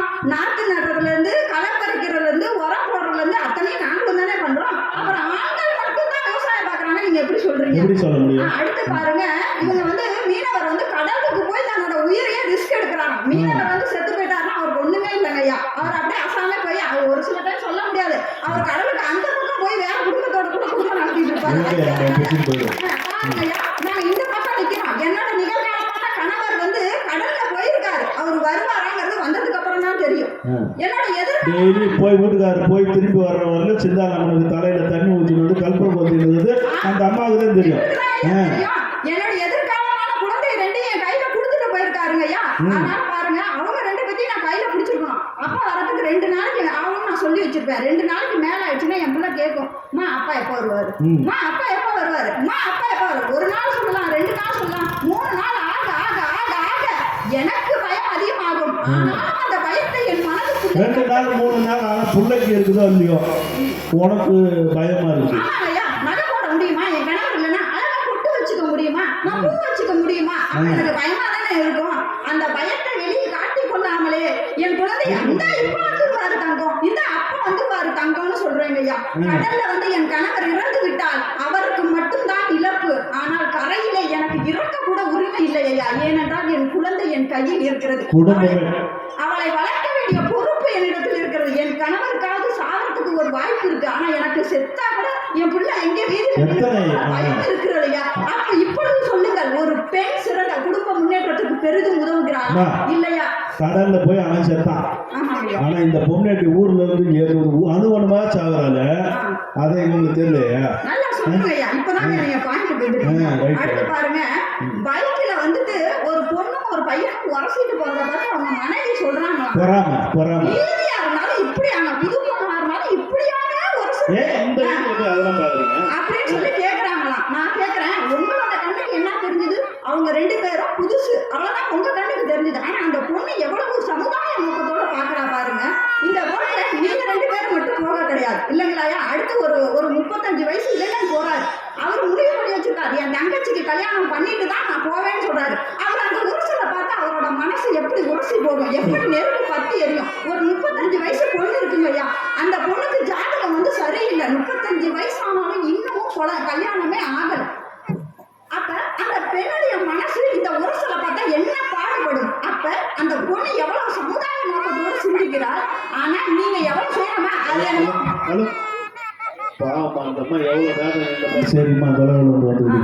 அது என்னமோ புது பொண்ணு புது மாப்பிள்ளை எவ்வளவு மேலோட்டமான பார்வை. அவங்க எவ்வளவு ஆணித்தனமா பாக்குறாங்க. கேட்டா இவங்க தான் ஆணி வேற, எங்க உங்க ஆணி வேற காட்டுங்க.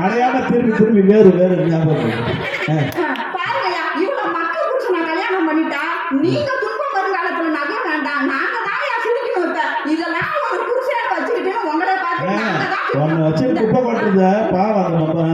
சின்ன விஷயத்த கூட கேட்க உங்களுக்கு இந்த புரிஞ்சுக்க தெரியாத உங்களை பார்த்து நாங்க தான் ஐயோ அப்படின்னு நினைச்சு சிரிச்சுக்கணும். அடுத்தது இவங்க மனைவி வந்து குழந்தை வந்து 10 மாசம் வயிற்றுக்குள்ள இருக்கிறதுனாலதான் அடம் பிடிக்கிறான் வெளியே வந்து இவர் சொல்றாரு. அப்ப ஒரு விஷயத்த அவங்க எல்லாம் கேட்டுருக்காங்க. அப்ப 10 மாசமா வாங்கி தரமா ஓட்டி அடிச்சது யாரு? நீங்க ஓட்டி அடிச்சிருக்கீங்க. நீங்க மட்டும் ஒரே நாள் அந்த இதை வாங்கி கொடுத்துருந்தீங்கன்னா அந்த பொண்ணு ஏன் 10 மாசம் போய் அடம் பிடிக்க போகுது. அப்புறம் சொல்றாரு, பிரியாணி வாங்கி தரனால ஒரு பொண்ணு டிவோர்ஸ் பண்ணிடுச்சான். ஒரு நாளைக்கு நீங்க எல்லாரும் எத்தனை வேளை சாப்பிடுறீங்க? நான் 3 வேளை சாப்பிட்றேங்கய்யா. சில டைம் 5 வேளையும் சாப்பிடுவேன், சில டைம் 10 தடவை டீயும் குடிப்பேன். அது வேற விஷயம். இத்தனை தடவை சாப்பிடுற சாப்பாட்டையே எந்த ஹோட்டல்ல வாங்கணும்னு உனக்கு தெரியலையே. நீங்க எல்லாம் எப்படி கொண்டாட்டி வச்சு குடும்பம் நடத்துங்க? ஒரு பிரியாணி வாங்கி ஒர்க் இல்ல, அது எந்த கடையில் வாங்கன்னு தெரியல. நீ எல்லாம் பேச வேண்டாம். எப்படியா குடும்பம் நடத்துவீங்க? அப்ப அந்த பொண்ணு டிவோர்ஸ் பண்ணிட்டு போறதுல என்ன தப்பு இருக்கு சொல்லுங்கய்யா. இல்லம்மா, அது ஓமால குறல.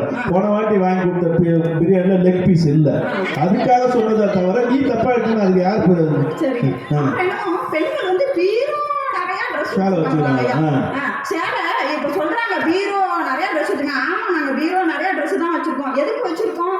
என் கணவர் வந்து எனக்கு எந்த அளவுக்கு நல்லா வச்சிருக்காருங்கிறத காட்டுறதுக்கு வச்சிருக்கோம். அடுத்தது ஒரு சேலை 500 ரூபாய் சொன்னாங்கன்னா முடியாது, நான் 5 சீலை எடுப்பேன், ஒழுங்கா எனக்கு 250 ரூபாய்க்கு கொடுத்துருன்னு ஒத்த கால நின்று அந்த சேலை 250 ரூபாய்க்கு பேரம் பேசி வாங்குற திறமை எங்களுக்கு இருக்கு. உங்களுக்கு இருக்கா?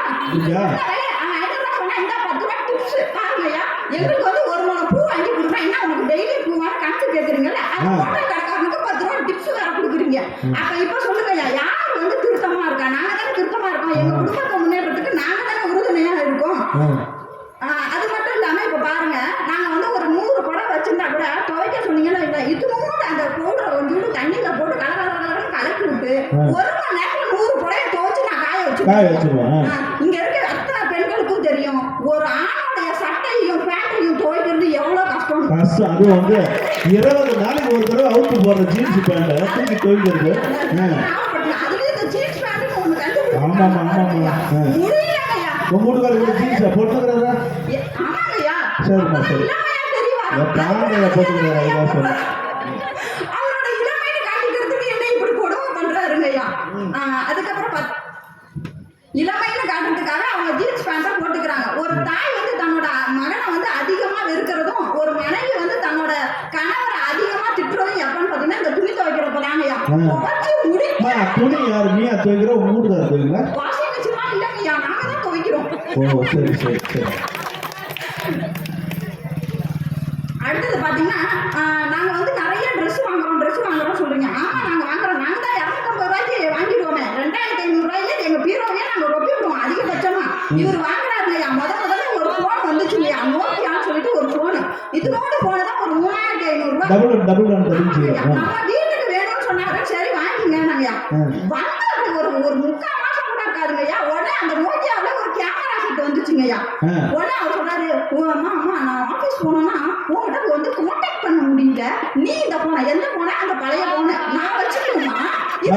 பழைய போன கூட பக்கத்து வீட்டுக்காரங்க கொடுத்தாங்க, உங்ககிட்ட தானே கொடுத்தாங்க. பக்கத்து வீட்டுல கொடுத்தா எங்க வீட்டுக்குள்ள நீ வர முடியாது, அதனால என்கிட்ட கொடுத்துட்டாங்க ஐயா. நீ வச்சுக்குமா, எனக்கு வந்து தகவல் சொல்றதுக்கு ரொம்ப சௌரியமா இருக்குனாரு. சரி, அவர் சொல்றது சரிதானே அப்படின்னு சொல்லிட்டு நானும் வாங்கிக்கீங்கன்னு சொன்னாங்க ஐயா.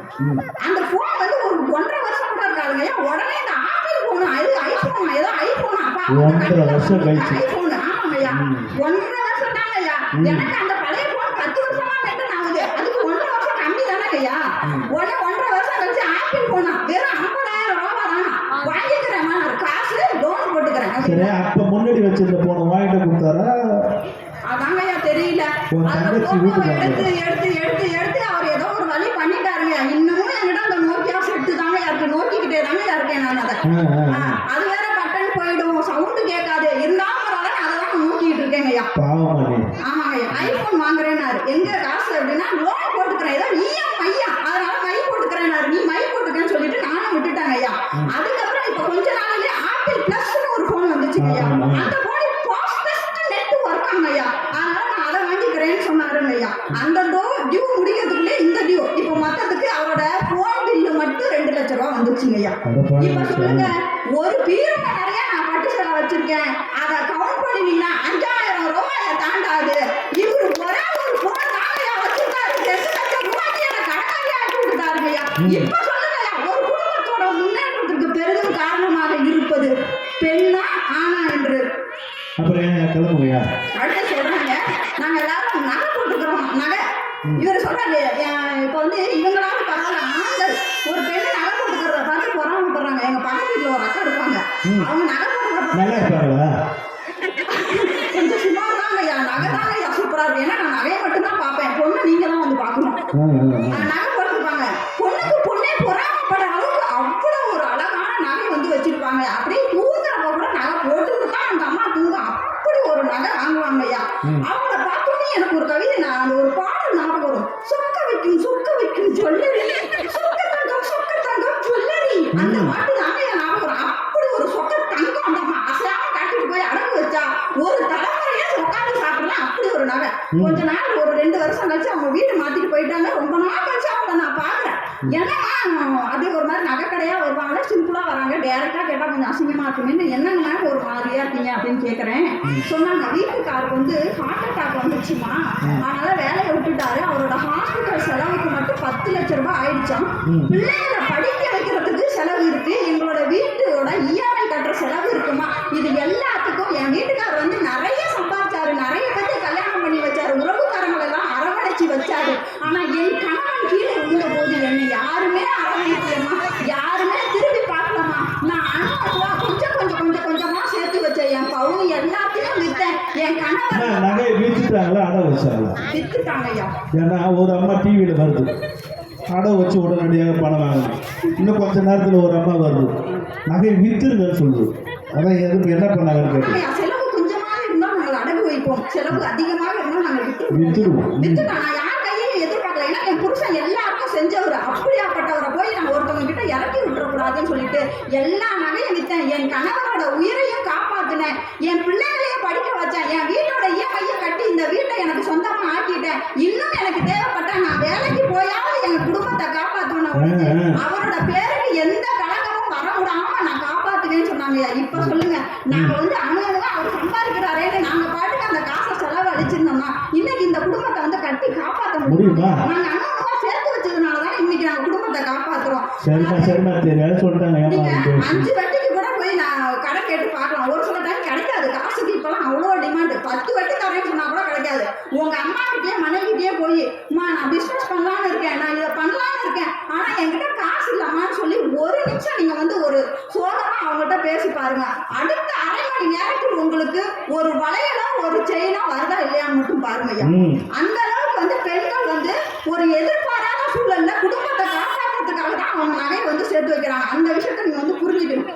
இப்பயும் உங்களுக்கு நம்பிக்கை வரலனா, இப்ப இந்த ஜூன் மாசம் வருது, ஒவ்வொரு நகை அடகு கடை முன்னாடியே போய் நின்னுங்க. தன்னோட குழந்தையோட கல்வி கட்டணத்தை கட்டுறதுக்காக ஒவ்வொரு அம்மாவுடைய செயினும் வளையலும் அடகு கடைக்கு வருதான்னு இல்லையான்னு மட்டும் பாருங்கய்யா. அந்த அளவுக்கு குடும்பத்தின் மேலே அக்கறை கொண்டுதான் அவர்கள் ஒவ்வொரு கிராம் பவுனையும் அவர்கள் வந்து சேர்க்கிறாங்க. இப்ப சொல்லுங்கய்யா, இந்த குடும்பத்தின் முன்னேற்றத்திற்கு பெரிதும் காரணமாக இருக்கிறது வெறுமன சம்பாரிச்சு கொண்டு வந்து கொடுக்கிற ஆண் மகனா, அணுவாய் துளி துளியா ஒவ்வொரு துளியா சேர்த்து கொண்டிருக்கிற பெண் மகளா என்று. ஒரு குழந்தையை வந்து வளர்க்கணும் அப்படின்னா ஆளும் வளரணும், அறிவும் வளரணும், அதுதான்டா வளர்ச்சி. ஆளும் வளரணும், அறிவும் வளரணும், அதுதான்டா வளர்ச்சி. உன்னை ஆசையோடு ஈன்றவளுக்கு அதுவே நீ தரும் மகிழ்ச்சி. உன்னை ஆசையோடு ஈன்றவளுக்கு அதுவே நீ தரும் மகிழ்ச்சி. ஒரு குழந்தை வளரணும்னா வெறுமன ஆள் மட்டும் வளர்ந்தா போதாது. ஒரு குழந்தை சரியா வளர்ந்து வச்சுக்கோங்க, இந்த சமுதாயத்துல யாரும் சொல்லுவாங்க பாரு அவங்க அப்பா இப்படி பிள்ளைய வளர்த்துருக்கான்னு எங்கேயாவது சொல்றாங்களாயா? என்ன பிள்ளை வளர்த்துருக்கா பாரு, இதெல்லாம் ஒரு பிள்ளை அப்படின்னு ஒரு பெண் மகளை தான் கையா குறை சொல்லுவாங்க. ஏன்னா பிள்ளையை வளர்க்கக்கூடிய பொறுப்பு அந்த காலமானாலும் சரி இந்த காலமானாலும் சரி ஒரு பெண்ணிடத்தில் மட்டும்தான் ஐயா இருக்கிறது. அப்ப ஒரு பொண்ணுக்கு வந்து ஒரு குழந்தைய வந்து சமைச்சு போட்டு குண்டா பூசணிக்காய் மாதிரி வளர்க்குற பொறுப்பு மட்டும் இல்லைங்கய்யா, சாமர்த்தியாவும் வளர்க்கணும். இந்த சமுதாயத்துல எப்படி புள்ள நல்லா வளர்ந்ததுன்னா அது ஏன் புள்ள சொல்லுவாங்க. அதுக்கு ரவுடித்தனம் பண்ணிருந்ததுன்னா பின்னாடி புள்ள வளர்த்த அப்படிம்பாங்க. பாருங்க அந்த நாக்கு எப்படி எல்லாம் வருது சொல்லிட்டீங்க. சரி போதும் ரொம்ப தண்ணியை குடிச்சிட்டு பேசணும். அடுத்தது பாருங்கய்யா, வாரியார் புள்ள மக்கு அப்படின்னு ஒரு பழமொழி இருக்குங்க. ஊருக்குலாம் பாடம் சொல்லி தருவாரு, ஆனா அவரோட பிள்ளைக்கு உட்காந்து அவரால் பாடம் சொல்லி தர முடியாது. அதனாலதான் வாரியார் புள்ள மக்கு. என்னைக்காவது வாத்திச்சு புள்ள மக்குன்னு எங்கேயாவது சொல்லியிருக்காங்களா? ஏன்னா ஒரு அம்மாவோட தன்னோட குழந்தைக்கு மிக அருமையாக உட்காந்து பொறுமையா பாடம் சொல்லி தரதுக்கு எங்களுக்கு பக்குவம் இருக்குங்கய்யா. அதனாலதான் வாத்திச்சு புள்ள மக்குங்கிற பழமொழி இன்ன வரைக்கும் வரவே இல்லையா. பாருங்க, இப்ப இதெல்லாம் நீங்க நம்ப மாட்டீங்கன்னு எனக்கு தெரியும். இந்த உலகத்துக்கு கல்வி கடவுள் யாருமா? சரஸ்வதி. கல்வி கடவுள் சரஸ்வதி. இந்த உலகத்தோட தலையெழுத்தை தீர்மானிக்கிறது பாண்டையா.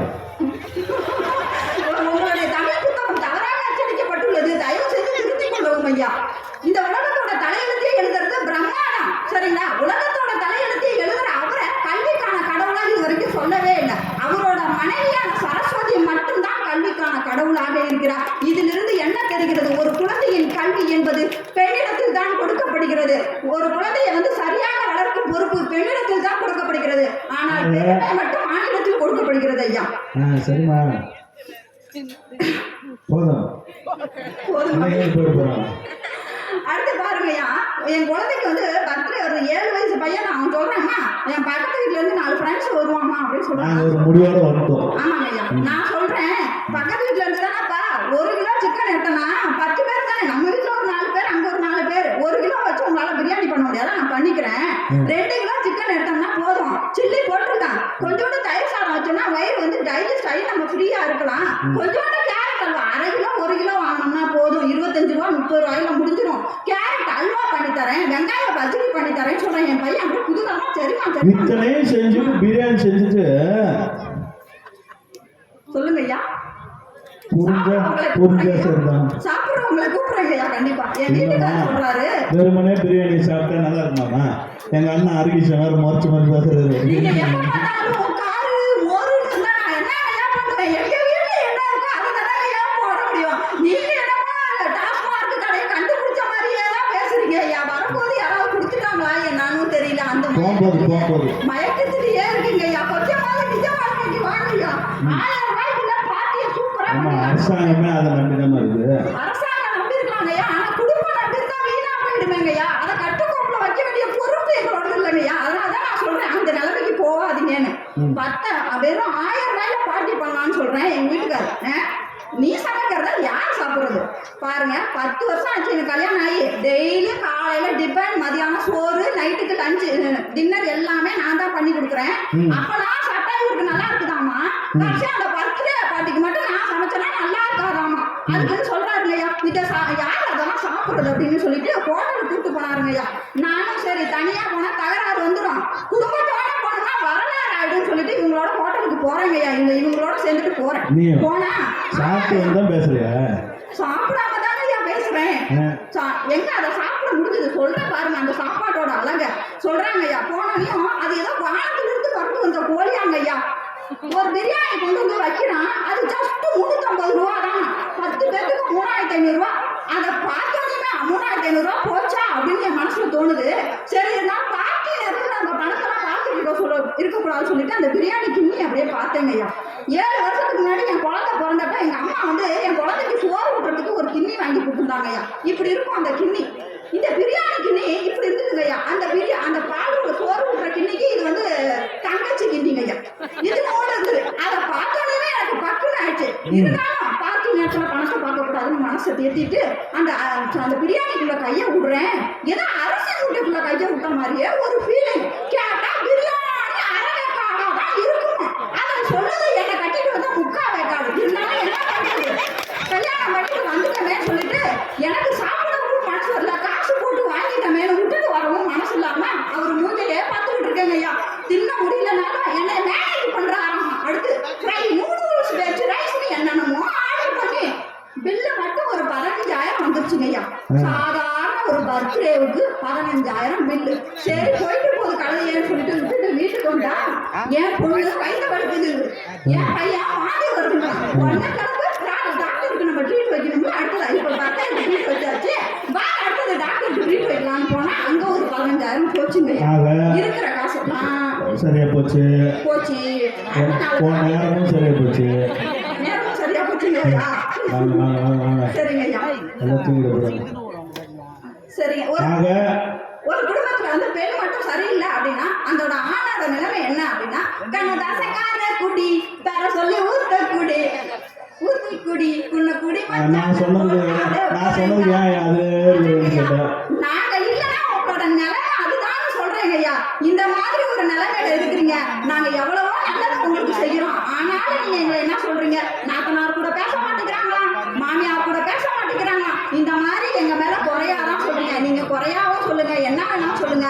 ஆனா எங்க குடும்பத்தை நாங்கள் முன்னேறி செல்ல வேண்டும் என்றால் ஆண்களை நாங்கள் முந்தானையில் முடிந்துதான் ஆக வேண்டும். அலைபாய்வது ஆணின் குணம், அதற்கு அணை போடுவது எங்களது பெண்களின் மனம். அதனால நாங்க இதை தான் பண்ணிட்டு இருக்கோம். இது எல்லாமே எங்களோட குடும்ப நன்மைக்கு தான் நாங்க செய்யறோங்கிற அந்த மன திருப்தியோட என்னோட உரையை முடிக்கிறேன் ஐயா. நன்றி. நல்லா மூச்சை 4 தடவை இழுத்து விட்டு தண்ணி குடி. பாமா அம்மா வௌத்தர் சிலரை வந்து பார்த்தா பெரம்பலூர்லேருந்து மத்தியானம் கிளம்பி பொழுதுக்கு வந்து எம்மா கதை சேர்ந்து வந்து நான் பார்த்தேன். நீ படித்து மனப்பாடம் பண்ணும்போதே பார்த்தேன். எங்கேயோ பாவம் குச்சி பாலத்து மக்கள்கிட்ட கொட்ட போகிறேன்னு நினச்சேன். அப்புறம் ஏன் 3 பேர் ஏன் பேசணும்னா கிளம்பிடலாமா? இதுக்கு பிறகு அப்படி பேசுறீங்கன்னா என்ன சொல்கிறது? சரி வந்துட்டோம். அடுத்து மகாவிஷ்ணு வாங்க.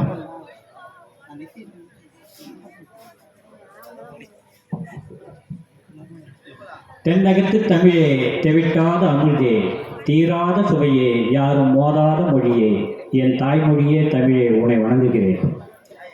இந்த மண்ணில் இருந்து அனைவருக்கும் அருள் பாலித்துக் கொண்டிருக்கும் சிந்தாளம்மனை வணங்கி என்னுடைய பட்டிமன்றத்தை தொடங்குகிறேன். அதாவது இங்கே பார்த்தாலே தெரியும் ஐயா, எங்க ஆண்கள் வந்து எவ்வளவு தியாகமானவர்கள், எவ்வளவு நல்லவர்கள். இதற்கெல்லாம் ஒரு எடுத்துக்காட்டா? நாங்கள் எப்பவுமே ஆண்கள் வந்து 1 மணி நேரம் கழிச்சு தான் ஊருக்கு போவோம். அதுக்காக இல்லையா, உட்காந்துக்கிட்ட பாருங்க எவ்வளவு பிரியா அவங்களுக்கு முன்னணியில இடம் விட்டுட்டு எந்தெந்த இடத்துல உள்ளிலையும் ஒதுங்கியும் ஓரமாகவும் இதுதான் இது நடைமுறை. இவங்க எது வேணாலும் பேசலாம் ஐயா. ஆனா நடைமுறைன்னு பாத்தீங்கன்னா தியாக சுடர். ஆண்கள் என்னன்னா தியாக சுடர். அதாவது அவங்களுக்கு முக்கியத்துவம் கொடுத்துதான் மற்றதெல்லாம் நாங்க அப்படிப்பட்டவங்களை வந்து ஏதோ அவங்க மனசுல உள்ள பேசிட்டு போயிருக்காங்க. ஒட்டத்துல 2 பேருமே உண்மையை தான் சொல்லிட்டு போயிருக்கிறாங்க. என்னன்னு சொல்லிட்டு போயிருக்கிறாங்கன்னா, இந்த பட்டிமன்ற வாய்ப்பை எங்களுக்கு அளித்த பூண்டி குச்சிப்பாளைய மக்கள் அனைவருக்கும் என்னுடைய முதற்கண் வணக்கத்தை தெரிவித்துக் கொண்டு, இந்த பட்டிமன்றத்தை ஏற்பாடு செய்த செந்தமிழ் சங்கத்தின் தலைவர் சுந்தர பழனியப்பன் ஐயா அவர்களுக்கும் என்னோடு பேச வந்திருக்கும் கவிஞர் பெருமக்களுக்கும் என்னுடைய வணக்கத்தை தெரிவித்துக் கொண்டு, அதாவது ஐயா சொல்லுங்க ஐயா, பாரதி ராணி அம்மா வந்தாங்க. நாங்கள்லாம் எதிர்பார்த்து வர்றவங்க இல்லை வீட்டுக்கு. அப்படி எதிர்பார்த்து வர்றது இல்லைன்னா ஏமா ஒரு மாப்பிள்ளைய வந்த உடனே அவ கட்டிக்கிறீங்க? ஏமா அவரு வேலையில் இருக்கிறாரா? அவர் என்ன பண்றாரு? அவர் ஏது செய்யறாரு? மூக்கு கோணலா இருக்குது, காது சப்பையா இருக்குது. பல கேள்வி கேட்குறீங்க. அவங்கள்ட்ட என்ன இருக்குது? வீடு இருக்குதா, காது இருக்குது, என்னென்ன கேள்வி கேட்டு நீங்க மாப்பிள்ளை செழிப்பா இல்ல கருப்பா இருக்கிறாரு. எப்படிமா பச்சையா? நாங்க எதிர்பார்த்து வரல. நாங்க ஒரு பெரிய தியாக சுகரா வந்திருக்கோம்னு அவங்க ஒரு பெரிய பேராசிரியர் அது மாதிரி சொல்லியிருக்கிறாங்க. இன்னொன்று சொல்றாங்க, ஆழம் விழுது போல் 1000 உறவுகள் இருந்தால் என்ன, வேற என்ன நீ இருந்தாலும் அது நான் விழுந்து விடாம இருந்தேன் அப்படின்னு பாடிட்டாங்க. ஒரு விஷயம் தெரிஞ்சுக்கணுமா, நீங்க வந்ததுலேருந்து எங்களுடைய அனைத்துமே உங்கள்கிட்ட கொடுத்துட்டு இருக்கிறோம். போட்ட இடத்துல கேட்காத எல்லாத்தையும் தேர்த்தி விட்ட இடத்துல போய் கேட்க முடியும்? நீங்க என்னைக்கு வீட்டுக்கு வந்தீங்களோ அன்னைக்கு எங்கள்கிட்ட இருக்கிற சம்பாதனை கூட நீங்க தான் வாங்குறீங்க. இன்னைக்கு அடங்கினவர் தான். அப்படி இருக்கும்போது அப்புறம் சாமின்னு சொல்லி தான் ஆகணும். போய் ஏதோ சொல்லி உங்கள்கிட்ட தானே நாங்கள் வாங்கி ஆகணும். கொடுத்த இடத்துல தானே நாங்கள் தேடி ஆகணும். கூட்ட விட்டு தேடி அனாதை இல்லத்துல சேர்த்து அங்கே போய் நாங்கள் எப்படி அதெல்லாம் கேட்க முடியும்? வந்து சாவி கொடுத்த இடத்துல கேட்கணுமே ஒரே காரணத்துக்காக உங்களை ஆழம் விழுது போல் 1000 இருந்தன வேற என்ன நீ இருந்தால் வீழ்ந்து விடாமல் இருப்பேன் சொல்லித்தானே ஆகணும். வேற வழி கிடையாது இல்ல. அது மாதிரி பேசுறாங்க ஐயா. அப்புறம் அவங்க சொல்றாங்க, ஆனா அருமையா முடிச்சாங்க. ரொம்ப ரொம்ப சந்தோஷம். பாரதி அம்மா அருமையா முடிச்சுட்டு போனீங்க. என்ன சொன்னீங்க?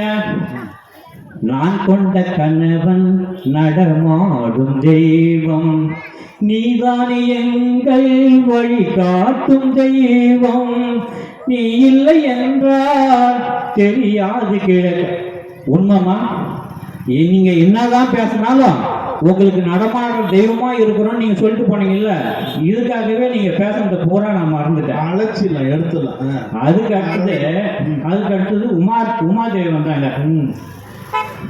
நானும் தான் கல்யாணம் பண்ணிக்கணும் வீட்டுக்கு வந்தேன். என் கூட எங்க வீட்டுக்காரலாம் வந்தாரு. நாங்க வேணாம் நான் சொல்லணும், கோயிலுக்கு அவன் கூப்பிட்டு தான் சொல்லணும். நீங்க தனியா வந்தா நாங்க என்ன பண்றது? அதுக்கு இல்லை. ஏன்னா அந்த அம்மா சொல்றாங்க, எல்லாம் நிறைகுடமா என்கிட்ட கொடுத்தாங்க, நிறப்படி ஆச்சு என்கிட்ட கொடுத்தாங்க. எங்க வீட்டுக்காரர் ஒளிவுகள் தமிழனுடைய பண்பாடு வீட்டுக்கு வருபவர்கள் தான் நாங்கள் வரவேற்போம், வீட்டுக்கு வருபவர்கள் தான் நாங்கள் பெருமைப்படுத்துவோம். முத நீங்க வந்த உடனே உங்களை பெருமைப்படுத்துமா அது நீங்க தப்பா புரிஞ்சுக்க, நீங்க எங்க கையில கொடுக்கலன்ட்டு. எங்களுக்கு இல்லைனாலும் உங்களுக்கு சாப்பாடு போடுற சமுதாயத்தையும் இந்த பண்பாட்டையும் சேர்ந்தவங்க நாங்க.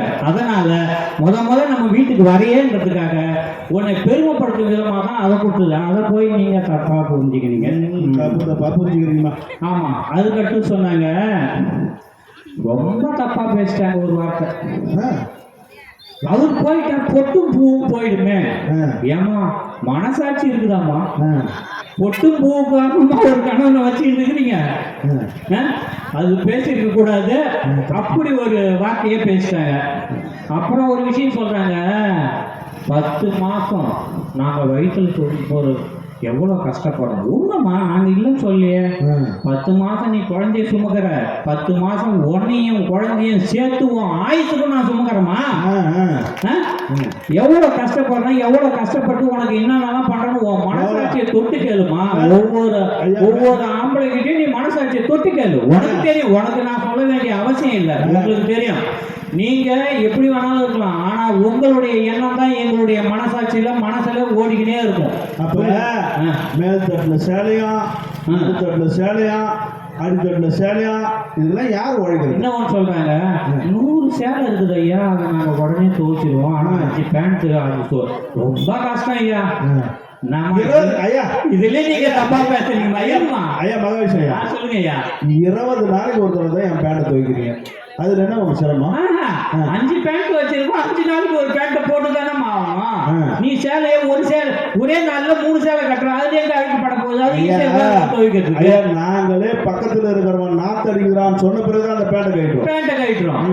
அப்படி அது கொஞ்சம் கஷ்டமா தான் இருக்கும். அதாவது 100 சேலை துவைக்கிறதுக்கு ஈஸியா இருந்தாலும் 5 பேண்ட் துவைக்கிறதுக்கு கஷ்டமா தான் இருக்கும். ஏன்னா பொருளாதாரத்துக்காக நாங்க எப்பயுமே, உங்களுக்கு நல்லா தெரியும், ஒவ்வொரு ஆண் மகனும் குடும்பத்துக்கு ஃபுல்லா எடுத்துக்க அப்படின்னு சொல்லுவாங்க.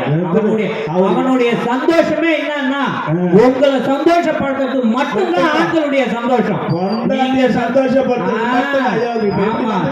என்னுடைய பிள்ளையும் பொண்டாட்டியும் சந்தோஷமா இருக்கிறாங்கன்னா அதை விட சந்தோஷம் எங்களுக்கு வேற ஒண்ணுமே கிடையாது. இந்த நிலைமை பார்த்தாலே தெரியும், அவர் சட்டையும் பேண்ட்டும் அது பட்டிமானுக்காக போட்டு அது மாதிரி ஐயா. இது மாதிரி சொல்றாங்க. அதுக்கப்புறம் அந்த அம்மாவும் லாஸ்டா ஒரு விஷயத்த சொல்லிட்டு போனாங்க ஐயா. என்னன்னா, முந்தானியில முடிஞ்சு வச்சுக்கோன்னு சொல்லிட்டாங்க ஐயா. யாரா? எங்களை உங்களை நாங்க முந்தானியில தான் முடிஞ்சு வச்சிருக்கோம். அது எங்க குடும்ப நன்மைக்காக. தப்புமா தப்பு. ஒரு பெத்த தாய், ஒரு பெத்த தந்தை, கூட பிறந்த அக்கா தங்கச்சி, இத்தனையும் நாங்க பார்க்கணுமா? 25 வருஷமா உங்களுக்காக எங்களை வளர்த்த அவங்கள விட்டு டோட்டலா வரணும்னு சொல்றீங்களே, இது எந்த விதத்துல நியாயம்? நாளைக்கு உங்களை இது மாதிரி தளத்துக்கு எவ்வளவு நாள் ஆயிடும்னு நினைக்கிறீங்க? வரீங்க, உங்களுக்கு தக்க மரியாதையை கொடுக்குறாங்க. அந்த மரியாதையோட வரும்போது அவங்க அந்த பொண்ணு பார்க்குற வீட்டில் அவங்க வீட்டில் சொல்லுவாங்க ஐயா, என்ன சொல்லுவாங்கன்னா, எங்க பொண்ணுக்கு ஒண்ணுமே தெரியாது, நீங்க கம்முன்னு இருந்தா அது எல்லா வேலையும் செய்யும். சொல்லும்போதே சொல்றாங்க எல்லா வேலையும் செய்யும். இங்க வரும்போதே அவங்க எல்லாத்தையும் பார்த்து ஒண்ணுமே இல்லையா, உடனே என்ன நினைக்குதுன்னா, வந்த உடனே நாம தான் ராணி ஆகணும், நாம தான் அரசாட்சி ஆகணும், நாம தான் நம்ம வீட்டுக்கு காசை வாங்கணும். ஐயா மகேஷ் ஐயா, தப்புன்னு சொல்லல ஐயா. கேட்கல, வந்த புதுசுல 3 நாள்ல அத்தா பொண்ணு அம்மான்னு கூப்பிட்டாங்க. சரி அம்மா தான் இல்லை கூப்பிடணும். நான் கூட நெசமா தான் நினைச்சேன். பார்த்தா 3ஆம் நாள் போச்சு, 4ஆம் நாள் ரத்த கலரி தான். அது மாதிரி ஐயா ஒரு பாட்டு வந்து ஐயா, என் சோக கதைய கேளு தாய் குலமே. பேசுறதுக்காக வந்திருக்கிற 3 தாய் குலத்துக்காக கதைய கேளு தாய் குலமே, இதை கேட்டாக்கா தாங்காதம்மா உங்கள் மனமே. அப்படியே இந்தாண்ட பொண்ணு நம்பி என் மனசு திறந்து வச்சேன். அப்படியே இந்தாண்ட இவங்களை பாத்தீங்கன்னு வச்சீங்களா, நான் மட்டும் இல்லைன்னா சன்னியாசம் போயிருப்பா, காசி முதல் ராமேஸ்வரம் காதி கட்டி போயிருப்பா. 3 பேரை நீ கூட்டு வந்து என்னால அவங்க உட்காந்துருக்காங்க ஐயா.